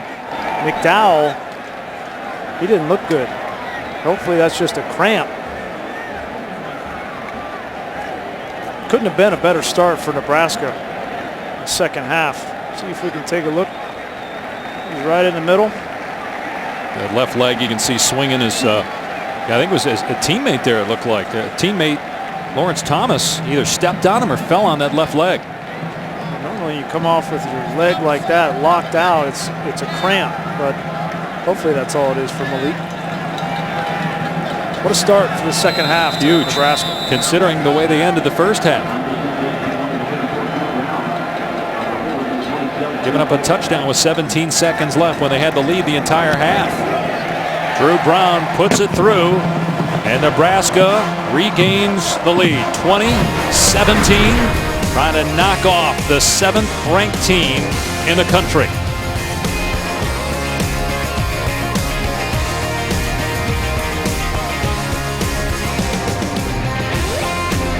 Haven't had a lot to cheer about in Lincoln this year. They have not lost 3 straight home games since 1968. They're trying to avoid a defeat here in front of a sold-out crowd for the 346th consecutive game, an NCAA record. They had the lead early in the 3rd after an impressive drive to start the half. Here's Shelton, and he's had a couple drops. He muffs the kickoff, and he won't even get to the 20. Dropped at the 16-yard line by Simpson.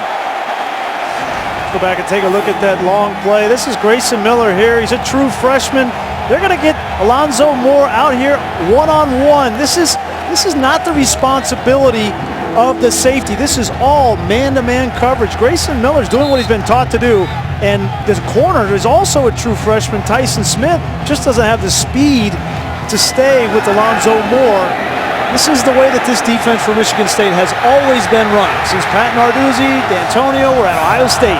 And this is, they live with it and they die by it. The difference is they don't have Trey Waynes. They don't have Darquez Denard. They got the true freshmen out there playing. Yeah, 3 of them in the secondary. Here's Holmes trying to find a hole. And he's across the 20-yard line. Pick up a 5 or 6. And you know, Grease, you become so reliant upon a good pass rush, 2 deep on the front. Shalik Calhoun has a monster first half, and you've got Malik McDowell. You have an injury there in the defensive tackle spot, but when you become that reliant that you're going to get pass rush, you feel like it's going to take some pressure off, but off of the play action, no pass rusher, guys are left on an island. Bottom line is both these quarterbacks, if you give them time, they're going to make throws down the field.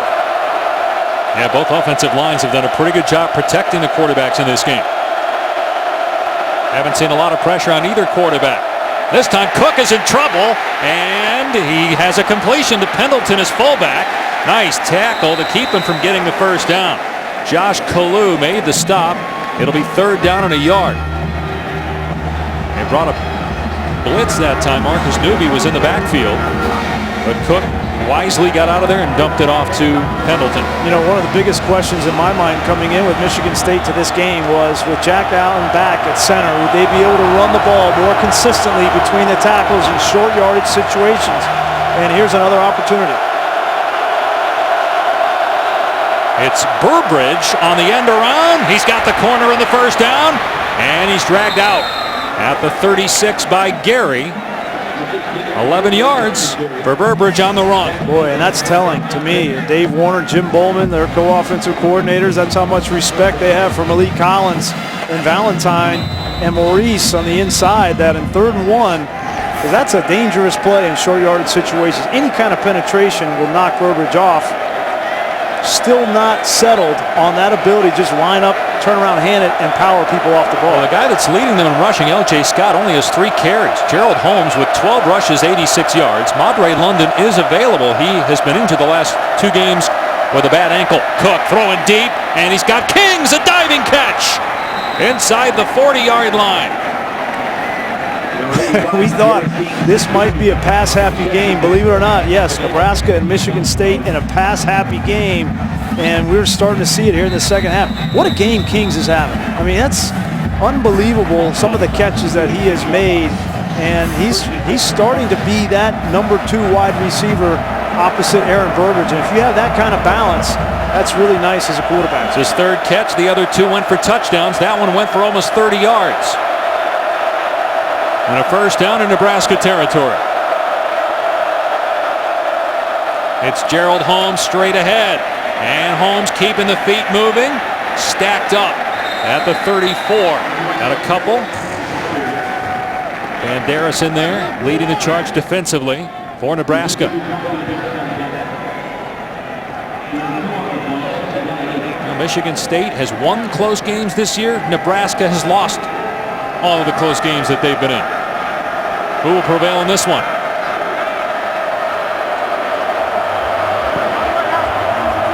Michigan State has won 12 in a row on the road in the Big Ten.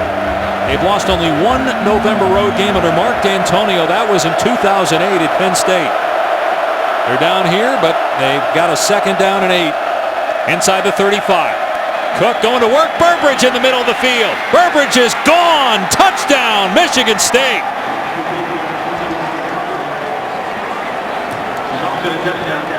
Time in the pocket. You give Connor Cook time in the pocket and the ability to wait, not in the first window where Burbridge was covered, but in a zone to get to that second window. That second window is dangerous for defenses. That's where Jerry Rice made so many of his plays, because you had time for Montana in the pocket to wait for the second window on the slant, and that's exactly what Connor Cook did for Burbridge, and then he had the speed to finish. And Connor Cook all alone atop the Michigan State record books in career touchdown passes, with 67 now on the year as he finds Aaron Burbridge, his go-to guy. Director going back to Eichhorst days at South Carolina when, of course, Spurrier was the head coach. I know who came in second when Spurrier won the Heisman. So do I. Your former partner. Your dad. 1966, right? Yeah. Pretty good Michigan State team that year, too. Bubba Smith. Yeah. That's the last time they were 9-0, and they're trying to get there here tonight. Here's Morgan. And he is in trouble, but Morgan somehow broke free. A flag comes down as Morgan is stopped at the 27-yard line. There was Eric Crouch, the 2001 Heisman Trophy winner you saw with Neil Everett there in the Heisman house here in Lincoln. Personal foul. Hands to the face. Kicking team number 5. 15 yards from the end of the run. Automatic first down. It's twice by Michigan State on kickoffs that they made that mistake. Let's give the big guys up front some credit on this touchdown to Burbridge. Take a look at the protection. Freeze it right there, guys. Look at this. Plenty of time, which allows Connor Cook to identify and then find the second window. This is when you give a senior quarterback that amount of time, he's going to carve you up. And then you see the speed from Burbridge to get to the end zone. Cook was 4 of 4 that drive, passing for 75 yards. But Nebraska takes over after the penalty on its 41-yard line. Here's Amani Cross. And Cross across the 45. Gain of 7. Here's Adnan in the studio.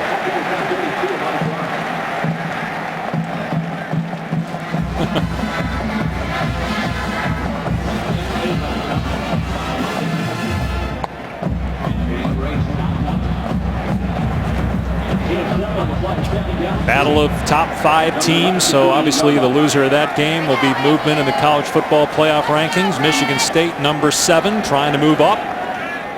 A 4-point lead, but the Huskers have a 2nd and 3. And Armstrong throwing it deep, and it's incomplete, but interference. Brandon Riley, the intended receiver, and they keep picking on Jermaine Edmondson. They're picking on everybody. That's true. Hey, just throw the ball up. Why doesn't Nebraska continue to just throw the ball up on the outside? Pass interference. Defense number 39. 15 yards from the previous spot. Automatic first down. And I mean, we've talked about this, that this is their style of play. This is how they want to play defense with the corners. They just don't have the corners they used to have, and so they're going to have to figure this out, Dave. I wonder, does Armstrong want that one back? Because Riley had a step. That's a better throw. It's a touchdown. Could be, yeah. If you're going to err, though, in a game like this, if you're going to err, don't overthrow him, because there's no chance of a penalty if you overthrow him. Here's Cross, leveled in the backfield. He'll lose a couple. Malik McDowell back on the field. He was in there along with Darian Harris. 11 tackles now for Harris. And if I'm Danny Langsdorff, I know that Nebraska's about run the football, but this front seven is too stout to run the ball against consistently. Don't listen to the outside pressure. You got to do what you need to do to win the game. And if you got to throw the ball on the outside on first and second down until they go to a 2-deep defense and force you not to do that, that's what you got to do. 2-yard setback, 2nd and 12. Multiple tight ends in here. Play action for Armstrong. And he's going to go deep to the other side of the field. This one is caught. My goodness, what a grab. Riley took it away from Edmondson, who thought he had a pick. And Edmondson was looking for a offensive pass interference. Edmondson's in great position. He just doesn't play the football. He's looking back for the ball and allows Riley to go right over top of him to get the football. It's a good no call. 35 yards, and it's 1st and goal. Nebraska again with a great response to a score by Michigan State. Terrell Newby in the backfield with Armstrong. Armstrong going to swing it out to Westerkamp. He going nowhere. Demetrius Cox all over that. And the fans boo as he loses about 4 yards. Yeah, the fans are booing here. They're not the ones that got to try to run the ball against this front seven, right? It's tough sledding in there, so I don't disagree with throwing the football down here inside the 5-yard line one bit. Cox, the first-year starter in the secondary, he's playing with a lot of true freshmen tonight on the back end. Armstrong on 2nd and goal. Throws an interception, threw it right to Riley Bulla. Never saw him. And Bulla takes it back to the 15-yard line. You can't have that happen if you're Tommy Armstrong down there. That's twice when they've been in scoring position. He's thrown an interception.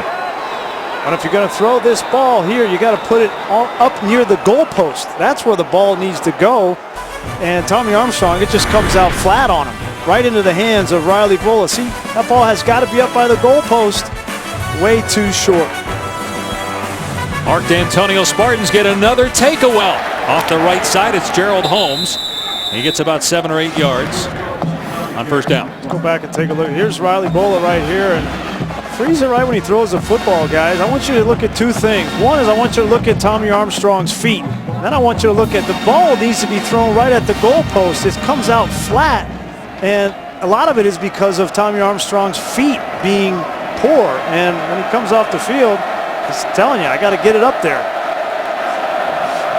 Mechanics let him down there. That's the 2nd time this season he's thrown multiple interceptions. Threw 3 against Miami. Here's Holmes again on 2nd down, and he'll get the 1st down. Brought down by Newby. Let's check in with that now.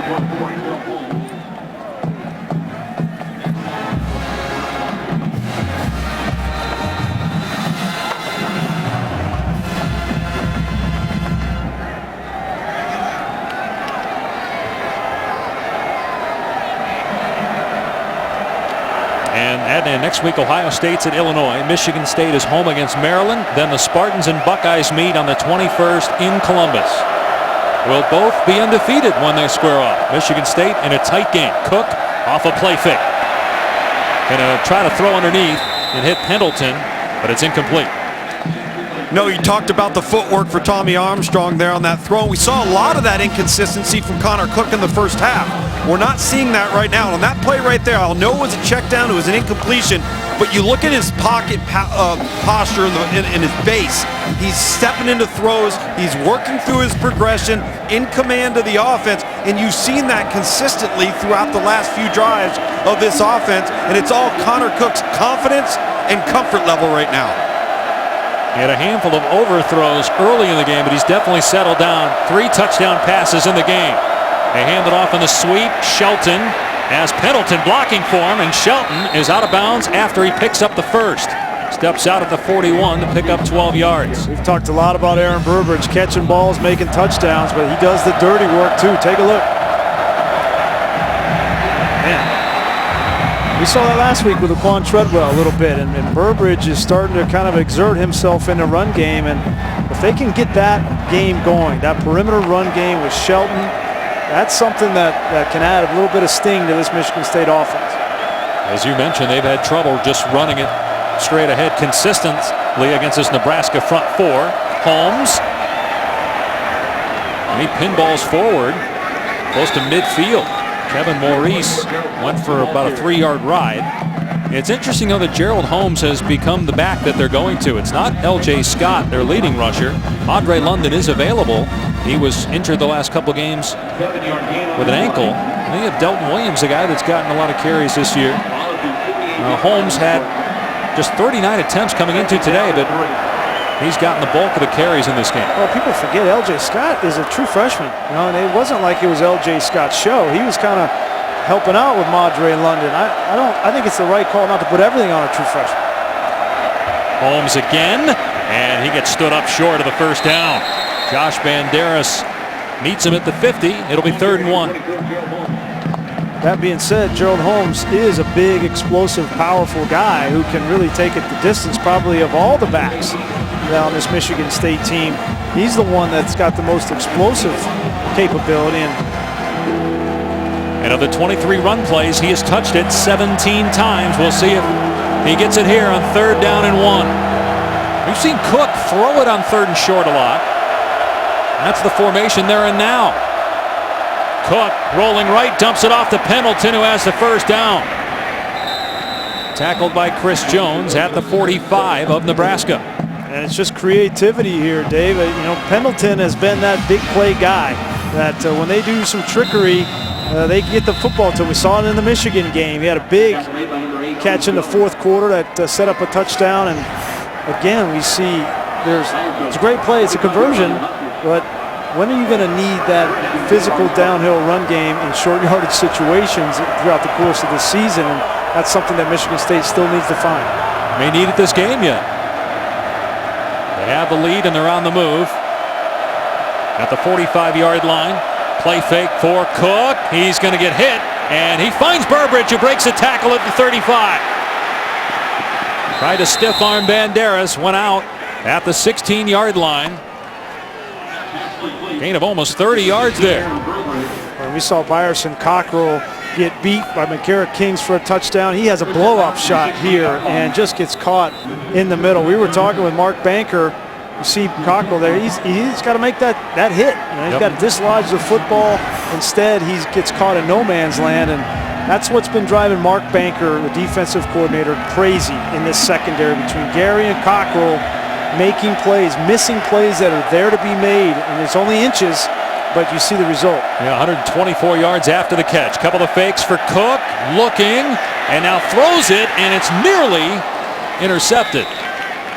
Nate Gary got a hand on it. Would have been an incredible pick. I think Cook was just trying to throw it away there. 2nd down.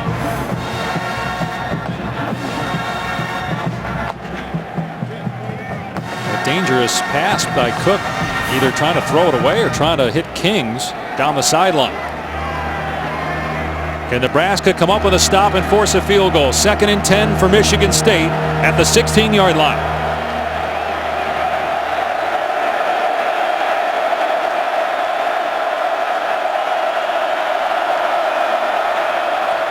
Cook pulls it back, fires, and it's caught. An easy touchdown. Jamal Lyles, his first touchdown of the year.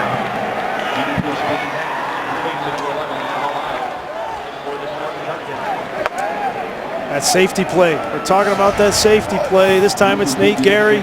Just gets lost back there. Number 25, you can see him. Good communication back there. And it's been all year. There he is right here. Against Purdue, they look lost. And I think people underestimate how difficult it is to change from one defensive system to another, and how the most difficult part is in the secondary and reading routes and matching routes. And it's not easy. No excuses, but that's why Nebraska has struggled. All right, it's an 11-point lead for Michigan State. Let's check in with Adnan in the studio.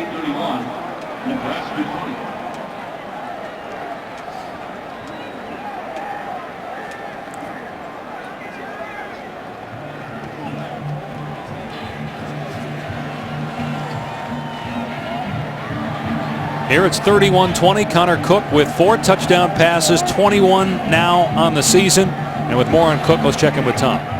No, I think the lost arts of quarterback play in Greece, I know you'll agree here, is ball handling. And when you have such an emphasis on running the football, then what you're going to do, whether it's in your zone read game, your play action game, your quarterback's got to do a great job with how he flashes the ball, how he rides the back at mesh points, and then still being able to have a little bit of a hide and seek with that ball once things have developed. I think Connor Cook is really underrated in this regard, and that's what set up why that play was so wide open in the back end. Yeah, it's a good point, Tom. It is a lost art, and ball handling, I think, is making a comeback just because of the fact that you've got teams like Baylor and those style of offenses where it is a run until that quarterback pulls it out at the last minute and throws it downfield. Back-to-back 4 touchdown pass games for Connor Cook, as this one didn't go into the end zone, went out of bounds. So Nebraska's going to have good field position again. Kickoffs have been an issue for Michigan State in this game because they've had 2 penalties with their kickoff coverage unit. Out of bounds by the kicking team. Ball be placed at the 35-yard line, 1st and 10.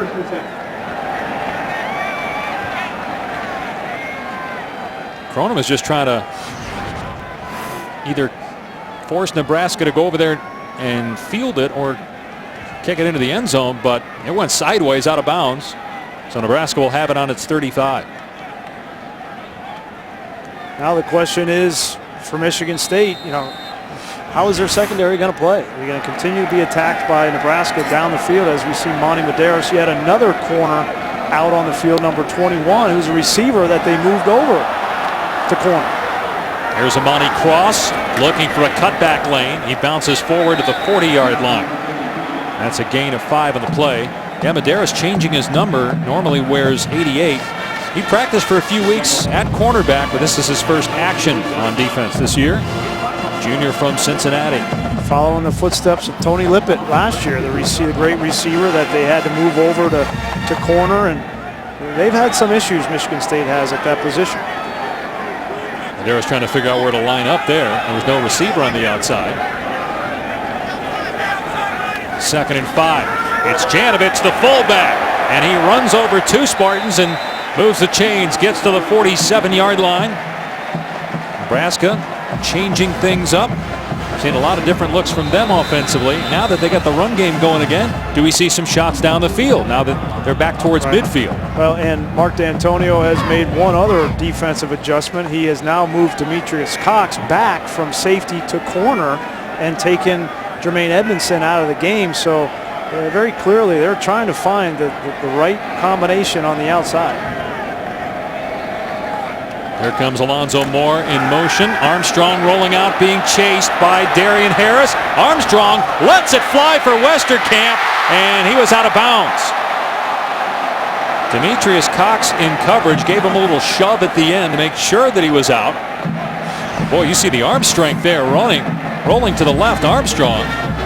Great effort there by both players, Westerkamp and Tommy Armstrong. I can't tell you how difficult of a throw that is. Running full speed with a linebacker on your heels and to flip your hips and throw going against your body 45, 50 yards downfield on a dime. Well, he's got certainly a strong arm, and he's a very good athlete. Made poor decisions, though, in this game with the 2 interceptions, both inside the 35. 1 on the goal line on that last Nebraska offensive possession. They swing it out to Westerkamp. He gets the first down. Great block by Lane Hovey out there. Grayson Miller, one of those true freshman safeties, made the tackle. Westerkamp shaken up a little bit there as he went to the sideline.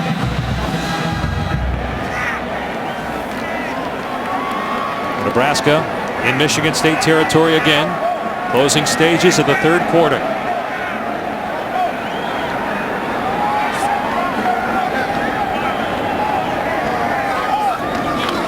The give to Amani Cross off the right side. And Cross able to slip out of a tackle. Banged out a play inside the 20 by Monte Nicholson.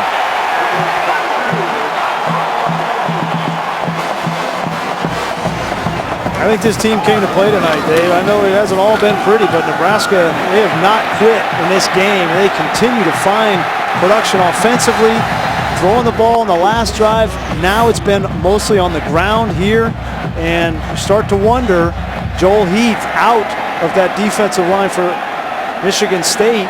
Some of these other guys, McDowell, a little nicked up. How much do they have left in the tank? But can Nebraska score down here? Janovich gets maybe a yard. Nicholson in there makes the stop. Nebraska has struggled in the red zone through an interception on the last possession. They're down 11 as we go to the fourth, but in consecutive Big Ten road games. They've won 9 straight road games in November under Mark D'Antonio. The last road loss overall was at Michigan. The last one in November was at Penn State back in 2008. Nebraska on the move. In the red zone now, a 2nd down and 9. Flag down, Armstrong going to the end zone, and it's incomplete. Intended for Janovich. John Reschke, a linebacker, was in coverage, and Michigan State was offside. Number 89, 5-yard penalty, repeat 2nd down. That's Shalik Calhoun, who has not been much of a factor in this game. He's got a tendency to disappear in games. Trying to get a jump on the tight end Carter there. Tendency to disappear. That's not a good analysis of Shalik Calhoun, especially for NFL types. But you agree with it, don't you? 2nd down and 4. They run Cross off the left side, got the 1st down, and Cross taken down at the 2. It'll be 1st and goal. Well, I don't think that we're going to see Tommy Armstrong throwing again in the red zone, especially inside the 10-yard line. It's going to be the Imani Cross show, and we get a great kick out on Demetrius Cox by Janovich. And you get 1st and goal to 2. Cross, a guy who has 26 career rushing touchdowns, might get a chance at number 27. He's got 2 tonight. 1st and goal at the 2-yard line. It'll be the big guy. Cross had trouble getting the handle. He won't go down, though. Look at him fight. He'll come up just short of the goal line. He should have lost a couple of yards on the play. That's a great 1-yard run right there. You know, a lot of times these running backs are judged on yardage and touchdowns and all that, but that should have been 2nd and 5 from the 5. Instead, it's 2nd and 1. And he had trouble getting that pitch and corralling it. Michigan State getting Lawrence Thomas on late. They have too many guys out there. Here's Cross, and he's tackled at the 2. He lost a yard. There was no flag on the play. Let's see if we can count them up. Michigan State thought that they had 12 guys out there. Let's check in with Tom, who's right there. They were having some real issues trying to figure out how they wanted to play their personnel. Lawrence Thomas was already on the field, came back on. Malik McDowell, number 4, came on, and they wanted to move who their 1 and their 3 technique was. So you see 72 coming off right now for Michigan State on defense. Craig Evans, now he's going back in. A lot of confusion. Yeah. Michigan State needs to settle down here. It's 3rd down and goal. Armstrong rolling out, and he's going to keep it, and he dives for the goal line. He's in. Touchdown.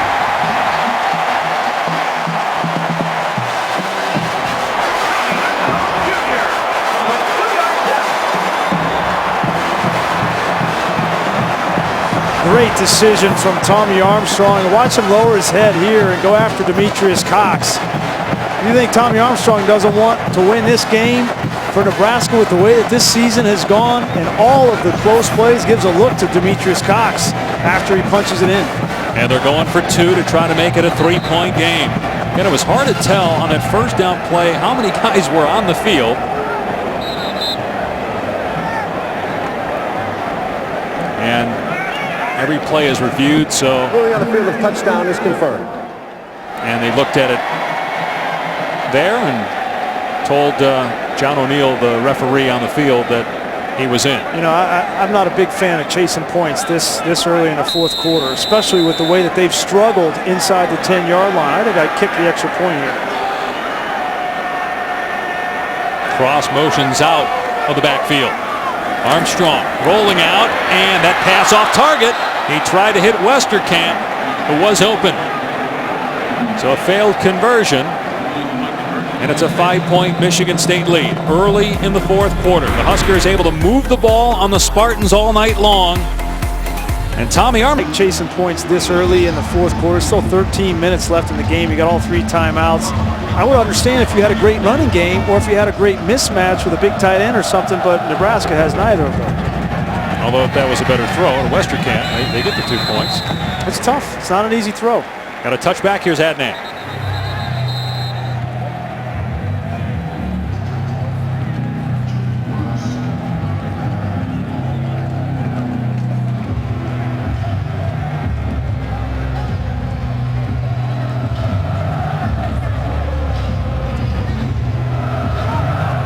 All right, Adnan, thank you. Michigan State on top of Nebraska 31-26. Connor Cook has 4 touchdown passes. 3 have come after an interception that he threw in 3 drives. He's hit Kings, Burbridge, and Lyles. He's really spread the ball around tonight, and he is now the all-time leader in touchdown passes at Michigan State, breaking Kirk Cousins' career mark. And Cook will throw on first down, and that pass is almost intercepted, or did he catch it? No, incomplete. They got to look at this one. Chris Jones dove for it. Ruling on the field is an incomplete pass. Second down. Let's see if he controls it. No. Great effort, Chris Jones. We talked a lot about Michigan State's secondary struggles, but Nebraska's had their share as well. And Chris Jones, a true sophomore from Jacksonville, Florida, getting his chance, making a play.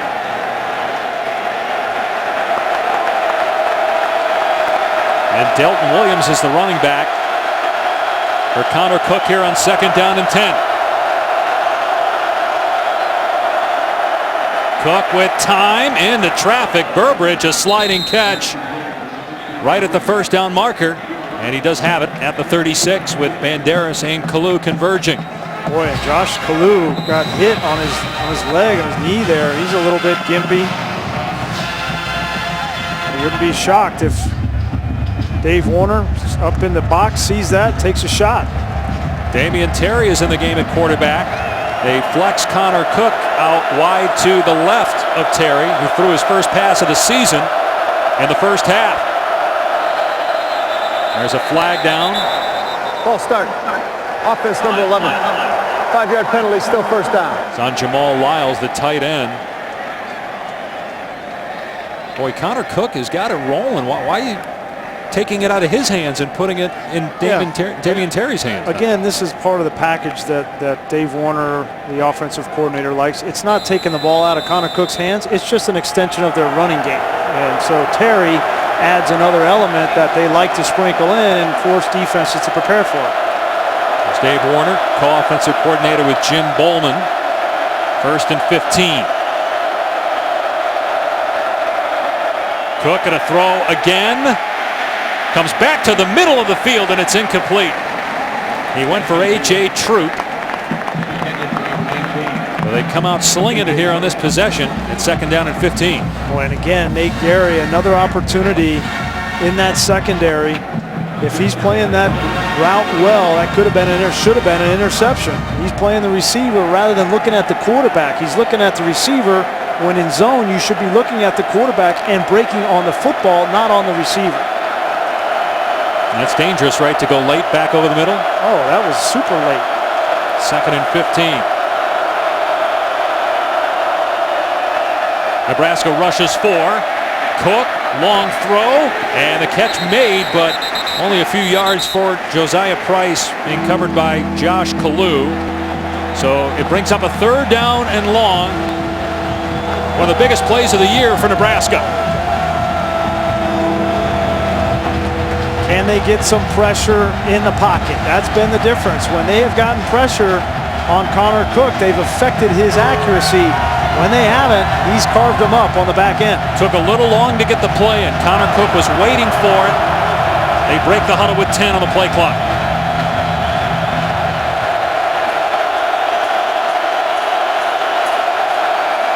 Cook has been brilliant on 3rd down.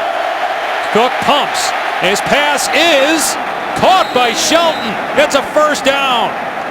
Shelton has had a number of drops in this game, but with 4 Cornhuskers around him, he hauled that one in to move the sticks. 3 hitches, 2 pats of the ball. Look at this time in the pocket. 1, 2, 3.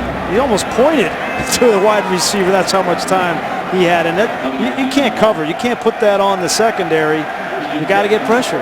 That's what it all comes down to. So why not bring a blitz? Why not send more than 4? Well, we saw what happened when Aaron Burbridge in man-to-man coverage beat him for a touchdown. And Damian Terry in the game at quarterback again. He's going to run it. And he is grabbed at the ankle by Josh Banderas. He gets lassoed at midfield. A 3-yard pickup for Terry. 10.5 to go in the 4th. The Spartans trying to get to 9-0, 5-0 in the Big Ten. And win their 13th consecutive game. It's their longest winning streak since the mid-50s. And it's the 4th longest win streak in college football. The longest is owned by Ohio State at 21. The Spartans will play the Buckeyes in 2 weeks in Columbus.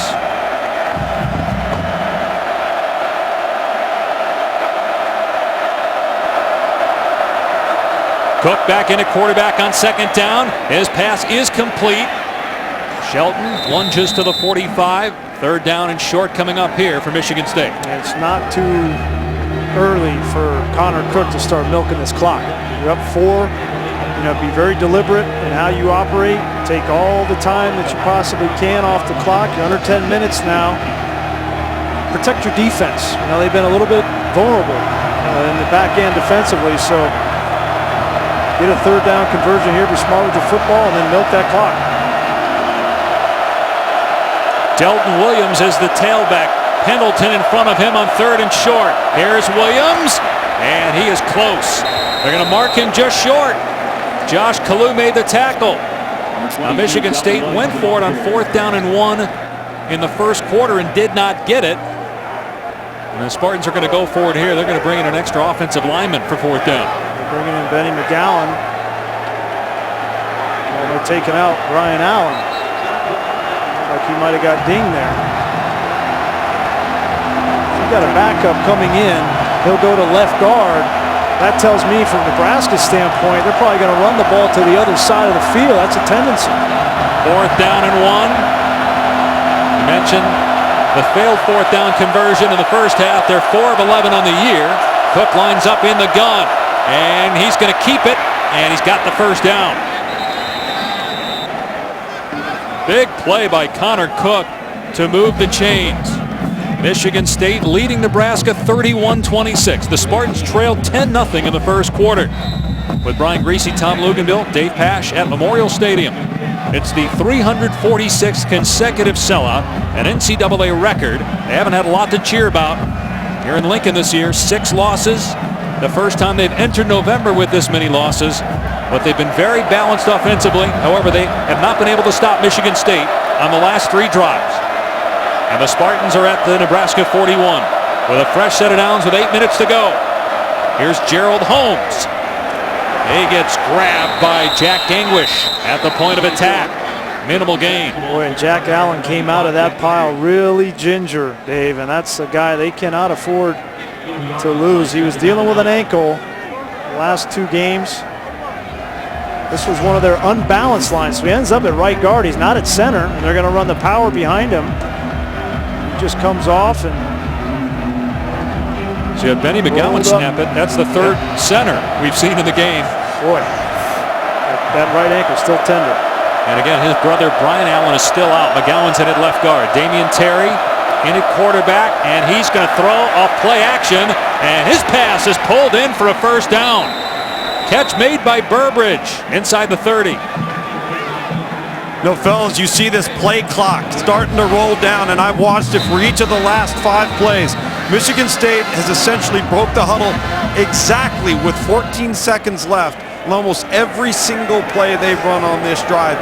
And Brian, to your point, with the quarterback being able to run the football, you create a half-a-man advantage when you force the defense to have to account for the quarterback running the ball. That was a great play by Michigan State there.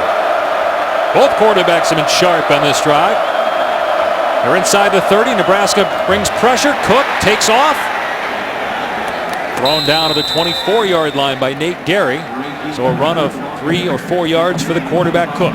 This is very clearly, this is 4-minute offense here, even though there's 6.5 left in the game. The way that Dave Warner is calling these plays now, it's impressive. This kind of a drive is as important as some of the scoring drives earlier in the game, because you're squeezing the life out of this game right now. And they've had the ball for half the quarter. Yeah. 2nd and 7 at the 24.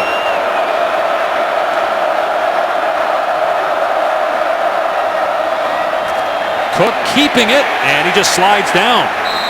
Lost 3 or 4 on the play. Boy, and that would have been a big run for Gerald Holmes if he would have given it to him. Now it's 3rd down and long. And if Nebraska could get a stop and force a field goal, it would stay a 1-score game. But it goes back to your point about the missed 2-point conversion. Nebraska would have to get a touchdown and then convert a 2-point play on the next possession. First things first, got to get a stop on 3rd and 11.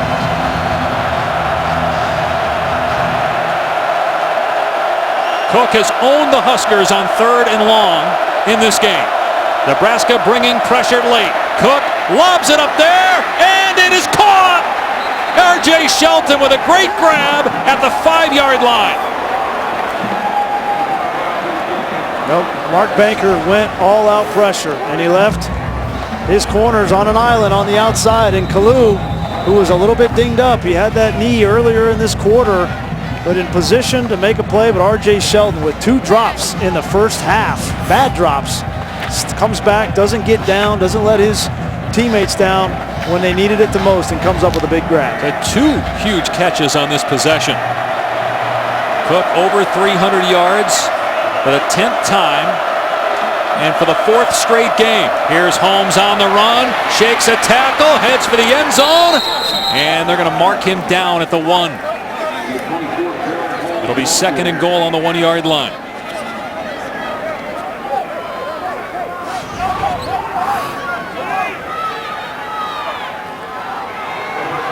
And there's the knee, and it's close.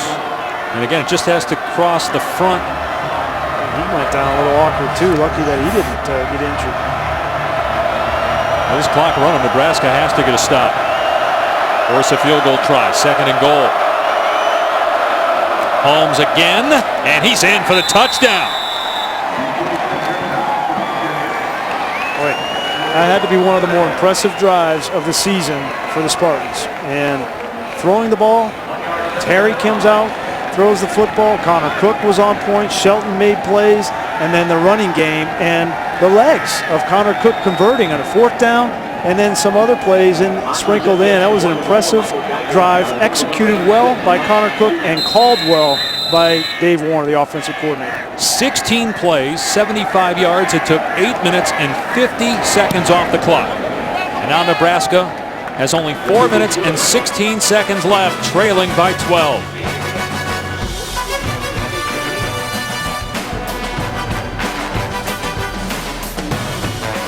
On that possession, including that one to set up that last touchdown that extended the lead to 12. Yeah, I think that's big. You know, that's trusting your players and knowing that, you know, despite the fact that R.J. Shelton started the game a little shaky with some drops, that in crunch time, when you needed to make a play and the quarterback gave you a chance, you made it. And then you can build relationships on those kinds of plays. And Connor Cook continues his great season, a Big Ten Player of the Year candidate, a Heisman Trophy candidate. 2nd straight 4-touchdown game. Janovich on the return. He's loose and pushed out near midfield by the kicker, Kevin Cronin. Boy, how many times has Nebraska started after a kickoff near midfield? I've capped off by a great play by R.J. Shelton. Connor Cook in the 2nd half, only 4 incompletions, 180 yards, 2 touchdown passes. Nebraska still has life. Need to score quickly and get an onside kick. A long throw by Armstrong, but that's on the money to Jordan Westerkamp. My goodness, that was from the far hash. He's just trying to duck out of the way, it looked like, when he chucked that thing to Westerkamp at the 30. He's got a great arm. I mean, there's no question about it. That was a long throw, and we've seen a couple times where he's been running to his left and flips his hips and makes these deep throws. He'll pass again, got single coverage, and it is incomplete. That would have been a touchdown if Moore could hang on. He's hurt. He's got a bad shoulder and kept him out of the game against Purdue last week. Arjun Colhoun had the coverage. Boy, that's tough because Alonzo Moore's gutting it out here. He's got a bum right shoulder. He's trying to make one-hand catch and then it comes down right on top of that shoulder, and that's painful. I mean, he's in a lot of pain in that end zone, but should have been a penalty. Yes. Because Calhoun's got his arm hooked, and look, the back judge is looking right there. Why don't you throw that flag? It's pretty clear. Instead, there's an injury, and it's second down with 3:46 left. Nebraska needs 2 touchdowns. Now they have all their timeouts, so they score quick enough. They don't necessarily have to try the onside kick. Boy, and you got to feel for Alonzo Moore because he knew coming into this game that the likelihood was that he was going to get hit on that shoulder. And earlier in the game he went down hard, came back in, he's gutting it. This should be a 1st and 10 at the 16-yard line for Nebraska. Second down, Nebraska trailing by 12. Needs 2 touchdowns, 3:46 on the clock. They have all their timeouts. Armstrong rolling out, in trouble. Gets out of trouble inside the 30 and steps out. So gained only a couple yards. And 3rd down and long. Nebraska in 4-down territory. And again, they went for 2 on that score earlier in the quarter with about 12 minutes left. And had they just kicked the extra point, they could get a field goal here. They wouldn't need the touchdown in this possession, but because they failed going for it early, they need 2 TDs. Rarely, I won't say never, rarely works out when you go for 2 that early in the 4th quarter. Armstrong 1 of 6 on 3rd down. 3rd and 7.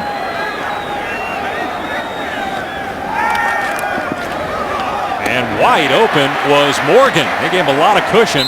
That was an easy pitch and catch for a 1st down to the 15-yard line. Yeah, I'm not sure why Michigan State isn't just playing in the cover 2 defense and playing coverage, especially with how they've struggled in the back end. I understand there's a way that you play, but there's also being smart at the end of game and not putting your players that are the most suspect players on an island. Inside 3 minutes to go. Will Michigan State stay unbeaten? In command right now. Armstrong off a pump fake. Gonna fire a back shoulder throw that's incomplete. Brandon Riley, the intended receiver. Colhoun in coverage again.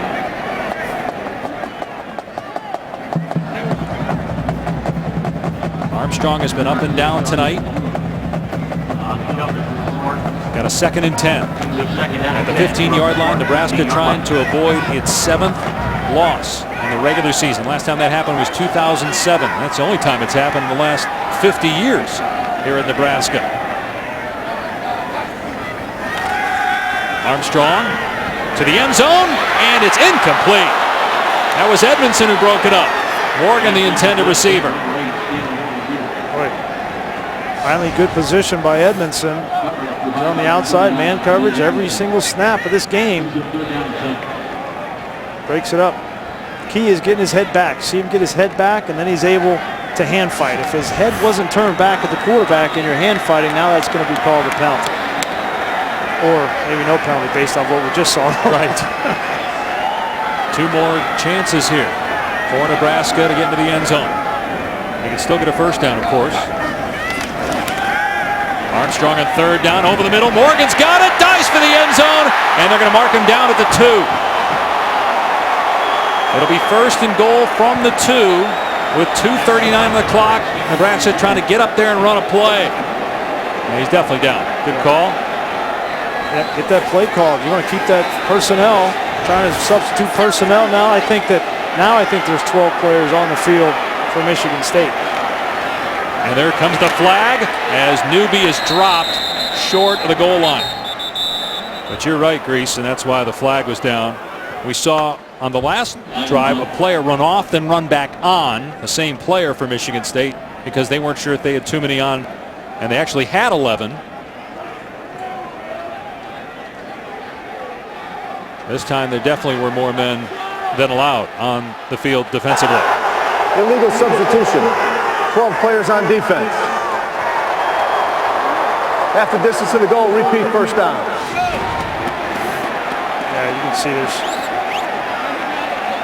9 guys in there and three DBs. That's why I like trying to get a timeout from Mark D'Antoni. That's why I like when offenses go fast inside the 5, because it's very difficult for defenses to substitute 35 yards away. That clock is running right now. First and goal. And Newby is stood up. They don't want to have to use their timeouts as Reschke made the hit. Nebraska's got to hurry. You got to get up there. You're at 2:08. You also want to get a good play call, though, too. So you have to throw the ball here. Get Tommy Armstrong on the edge. That's how he ran it in last time. It's Newby, and short. He's short. You got to call timeout. Tackled by Harris. I don't think you used your timeouts yet. But you got to get up there and snap it on 3rd down. They're going to call a timeout. Yeah, you got to take a timeout. Just you need to get this ball in the end zone, and you need to get a good play call. You've run 2 plays that have gone nowhere. You need a good call. And definitely down there. So it'll be 3rd and goal from the 1. They put a few seconds back on the clock. So 1:50 to go. 2 timeouts left for Nebraska. Let's look at our college football playoff rankings brought to you by Allstate. Week number 1 from the selection committee, but things will shift depending on what happens in the LSU-Alabama game. Bama up by 10 right now in the second half. TCU lost. Big win for Clemson at home over Florida State. It'll be interesting to see how the committee views that Thursday night game for Baylor at Kansas State, where it looked like the Bears were going to pull away. K-State made it close. Yeah, I think that no team's going to go through the whole year and just blow everybody out. I mean, we see teams that are going to have a loss, like Alabama. I think impressive on that list also was Notre Dame. Deshaun Kaiser had a great day. Yeah. Handful of touchdown passes for Kaiser. 3rd and goal for Nebraska. Armstrong going to keep it, and he'll make it into the end zone for the touchdown.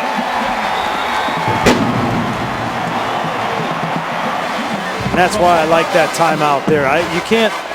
You're going to need to get an onside kick here to get back in this game, and those timeouts may not even be necessary. And you need to get a great play call on 3rd down there. Probably, Dave, call 2 plays on the sideline. If you didn't get in there, the next play was already called. So I just like everybody getting on the same page in big situations like that. There's definitely that school of thought. The other one was save your timeouts in case you don't get the onside kick. That way you could get the ball back with a 3 and out. Right. Hard to do with just 2 timeouts, as the extra point makes it a 5-point game with 1:47 on the clock. One touchdown tells you about the respect that they have for the new vision going forward. Well, again, the BYU on opening day, the Hail Mary, 3 2-point losses, 2 1-point losses, 1 2-point losses. Nebraska goes for the onside kick here, and that was too easy. Wow, Demetrius Cox had no trouble covering that up. And so Michigan State will have it. Nebraska can stop the clock twice. This week on Sunday NFL Countdown, as Peyton Manning returns to Indy, it turns out his impact ran far deeper than just his play on the field. Meet the dozens of high school players named Peyton throughout the state of Indiana. Sunday NFL Countdown following NFL Insiders. It all starts at 10 a.m. on ESPN tomorrow. It's not that bad, is it? Well, people here in Nebraska, they expect a lot, and so does the administration. Bo Pelini won 7 games or more every year and was fired. Michigan State going to run it. And Nebraska will use a timeout here as Holmes is stacked up after a 1-yard gain. Let's check in with Adnan.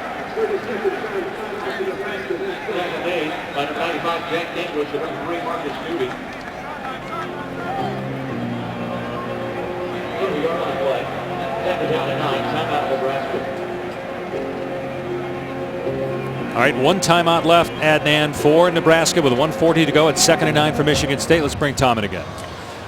You know, guys, such a great tradition here. A lot of winning, a lot of years of sustained success, but there are some challenges too. Let's take a look at some of those challenges in recruiting.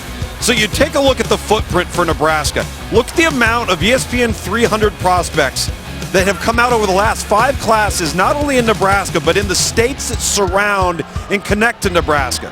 Then transition that to how many of those prospects ended up committing and signing with the University of Nebraska. When you see numbers that are that low, that means that Nebraska is going to have to go an entirely different direction and widen their net as they cast it out for prospects, which is a very, very difficult thing to do in today's college football landscape. Holmes is stopped, Tom, so Nebraska uses its final timeout. It's 3rd and long. Let's see if Michigan State keeps it on the ground or decides to throw it here. And Nebraska could get the ball back if the Spartans can't pick up a first down. Tom, go ahead. Well, guys, I think the one thing that is really glaring when you look at this predicament for Nebraska going forward in recruiting is look at the average miles away from campus of the signees for the University of Nebraska. 837 miles. Now look at the average miles away from campus for the rest of the college football world and the Power 5 conferences. It's almost 3 times as much. So in a world where you're so dependent upon sophomore and junior year early unofficial visits, this puts Nebraska at a distinct disadvantage in recruiting. Well, they're at a disadvantage right now with no timeouts left. And Michigan State gets a first down. The game is over. If you're the Spartans, what are you calling here? Are you just going to run it? Or you got to run the football, and make sure you take those complete 40 seconds off the clock, and then you'll pooch it down inside the 10 and make them go the length of the field. With about 40 seconds or so. But let's see. Connor Cook going to hand it off to Jamal Lyles, a tight end, and there's a flag down. Lyles is tackled at the 43-yard line by Byerson Cockrell. They're going to get Donovan Clark for a hold. But you stopped him. It's 4th down. You got to decline this, right? Holding. Offense number 76. The penalties decline. 4th down. So Nebraska will get another shot. It was interesting that they decided to hand it off to a tight end. Yeah, on an end around. I think they were just trying to maybe catch him by surprise. These fans, they realize that there's a chance. So you're saying there's a chance. Well, there'll be about a minute left when they get the football here. And Jordan Westerkamp is the deep man for Nebraska. Hartbarger had a 60-yard punt, but it went into the end zone for a touchback. They don't want that here. They want to. There's a flag down. Delay a game taken by Michigan State. 5-yard penalty. 4th down. Now the clock will start on the snap. That penalty by Donovan Clark cost about 25 seconds because you have the 40-second clock which would have run down, but instead penalty and you start the 25-second clock. So that penalty, while it looked innocuous, cost seconds, valuable seconds in this game. It's been an interesting year on special teams for Sparty. Hartbarger's punt heading to the sideline, and it checks up. Goes out of bounds around the 9-yard line. So Nebraska 91 yards away from an upset. But no timeouts and only 55 seconds to work with. Nebraska has been attacking the Michigan State DBs all game long. Yep, and this will be no different. So does Mark D'Antonio decide to play a little bit more conservative on the back end with a little bit of zone and protect these young corners? Edmondson is in, as well as Calhoun. Cox at safety, and they've got Monte Nicholson at the other safety. There's been 3 or 4 different combinations, and Mark D'Antonio is going to take a timeout here, maybe to talk about how they're going to play in this 2-minute situation. It's interesting, though, Brian, that 3 guys on the back end that are true freshmen started the game. None are in right now because those guys have been beaten, and obviously he trusts the veterans even though they may not be as good or as talented as those freshmen. Well, we've seen Edmondson get beat. We've seen Tyson Smith get beat for a touchdown. We've seen these officials be pretty lenient with the way that they've called in man-to-man situations. So if I'm Nebraska, I'm going to continue to throw that ball up on those guys and maybe at worst get a PI call. Well, Nebraska fans are used to this, right? A close game. Yep. That's a chance finally for the Cornhuskers to have a different outcome. I think if you would have told them that, you know, in prime time against a top 10 football team that you'd have a chance down 5 at the end of the game to go win it, I think they would have taken that at the beginning of the game. And again, remember that failed 2-point play? They would have just needed, if they had converted that, they would just have a field goal needed to tie the game. Got to go 91 yards. Armstrong looking deep, and Westerkamp is open. The clock will stop to move the chains. Ball is at the 36. 49 seconds left. So they did try to play zone. Great job by Tommy Armstrong, and Westerkamp reading it and just settling in that zone. Clock started on the ready for play. It's at 44. Pressure coming from Michigan State. Armstrong got a man. Westerkamp. He's to the 30-yard line. Clock will stop as they move the sticks with 37 seconds left. Westerkamp is hurt.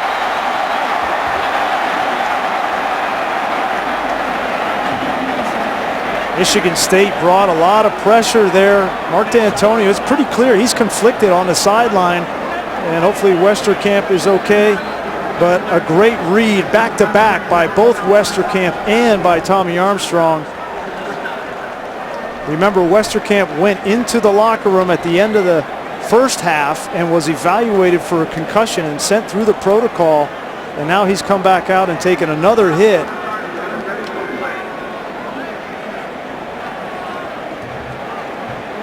No second runoff in this situation with the injury to Westerkamp on the catch. Ball is at the 30-yard line of Michigan State. No timeouts. 37 seconds left in the ball game. The first down stopped the clock. That's why no 10-second runoff. Look at Westerkamp going off, trying to get this crowd into it. They're back into this game. 143 receiving yards for Westerkamp, but he's got to sit out for at least this play. Nebraska 30 yards away from an upset. Michigan State undefeated, ranked 7th. And the Spartans 8-0. Armstrong with time. Armstrong airing it out, and it is intercepted and then dropped. Colhoun could not keep it as he hit the ground, so it's incomplete. Armstrong throw it up for grabs.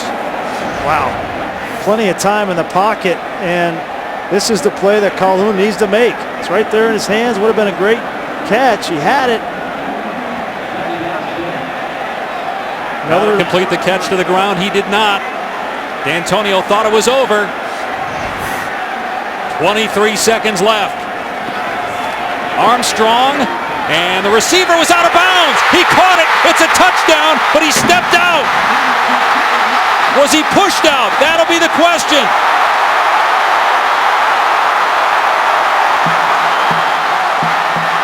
Brandon Riley into the end zone, but he stepped out of bounds around the 5-yard line. The officials are having a discussion. I don't know that he was pushed out. It didn't look like he was physically pushed out, Dave, and if that be the case, then he could not come back in and be the first person to catch that football. Take a look down here. He's running. The defensive back is looking back. He's not pushing him out of bounds. He clearly just runs out of bounds. The receiver was forced out of bounds, came back in and reestablished himself as a player, caught the pass. So they ruled that he was forced out of bounds, and it's a touchdown for Nebraska. Unbelievable. The Huskers had the lead with 17 seconds left.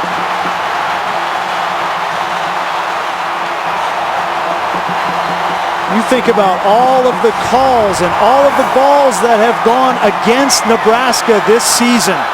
And finally, they get one call. They get one call that goes their way. I think it's the wrong call. I think so too. I don't think he was forced out at all because the defensive back is looking back for the football. The ruling on the field was the pass receiver was forced out of bounds, came back in, established presence, caught the ball for a touchdown.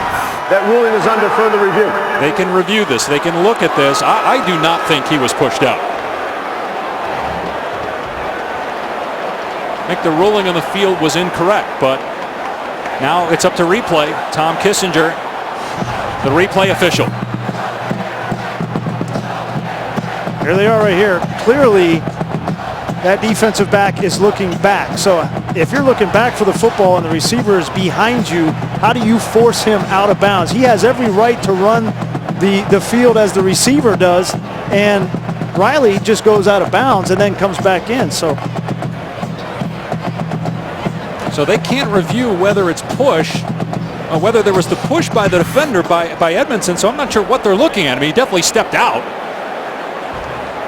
If you can't review what the push, whether there was a push or not by the defender, then what are you looking at? Yeah, you can't review the penalty. He definitely stepped out. I don't know why they would take this long to see whether he stepped out. We could clearly see that initially. And the official threw the hat. And when you see the official throw that hat, that's because he saw the receiver step out of bounds. And then it comes down to whether or not they believe he was forced out or whether he went out on his own.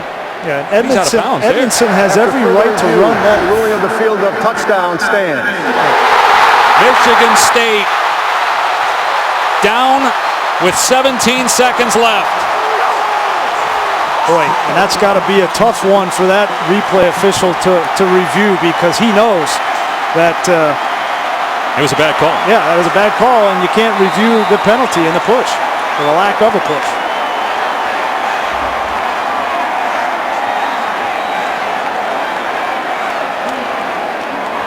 So again, what they were looking at a replay was to see whether he definitely went out, which is what we could see all along.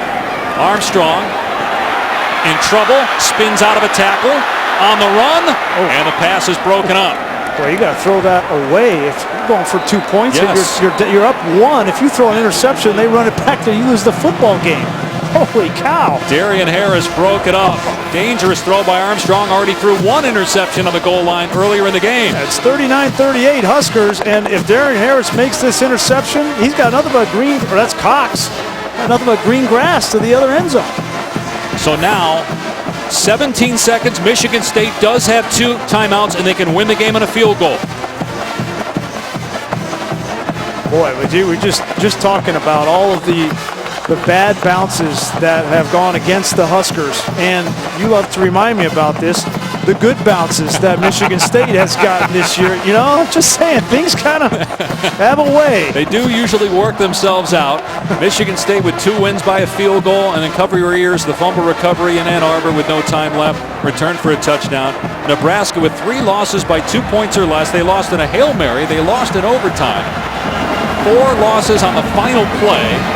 Are they going to escape here with a win? 17 seconds left. We'll see if they kick it deep. R.J. Shelton is the deep man. He's standing at about the 15-yard line. And it's a liner that's fielded at the 25. So out to the 41-yard line with 14 seconds left is Monte Nicholson. Let's check in with Adnan quickly.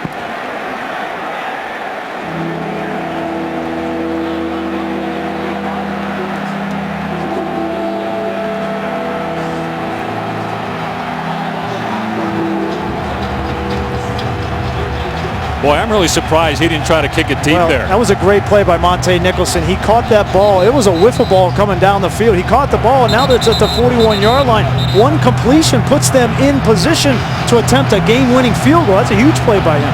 Michael Geiger's career long is 49. Connor Cook, the ball in his hands. 4 touchdown passes on the day. 14 seconds left. The Spartans have 2 timeouts remaining. They're down 1. Their undefeated season at stake. Cook back to throw, steps up, over the middle, it's caught!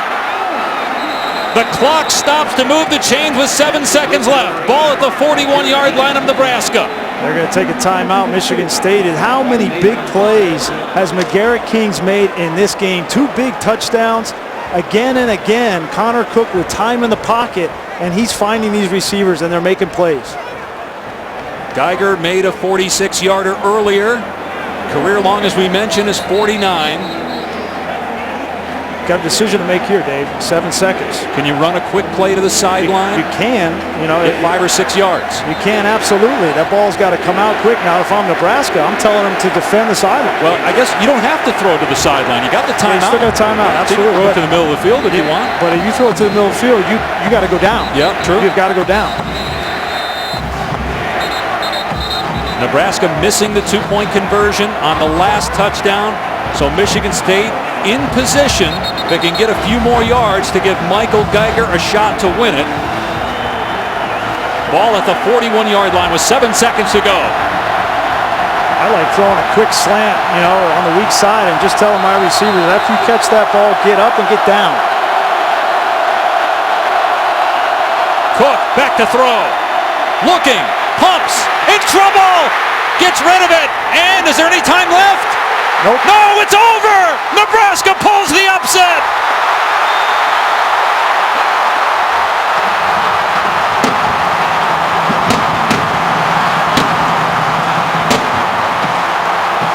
Mark D'Antonio arguing there should be 1 second on the clock. That was a poor job by Connor Cook. You've got to get rid of that ball. You've got to know how much time is on the clock, right? Absolutely. That has to be talked about on the sideline before you ever run this football play. You're going to throw it quickly. If nothing's there, you throw it in the ground, throw it out of bounds. But right now, it's not there. Ball almost came out of his hands. Now here goes the ball out of bounds. You're at 1 second, 0.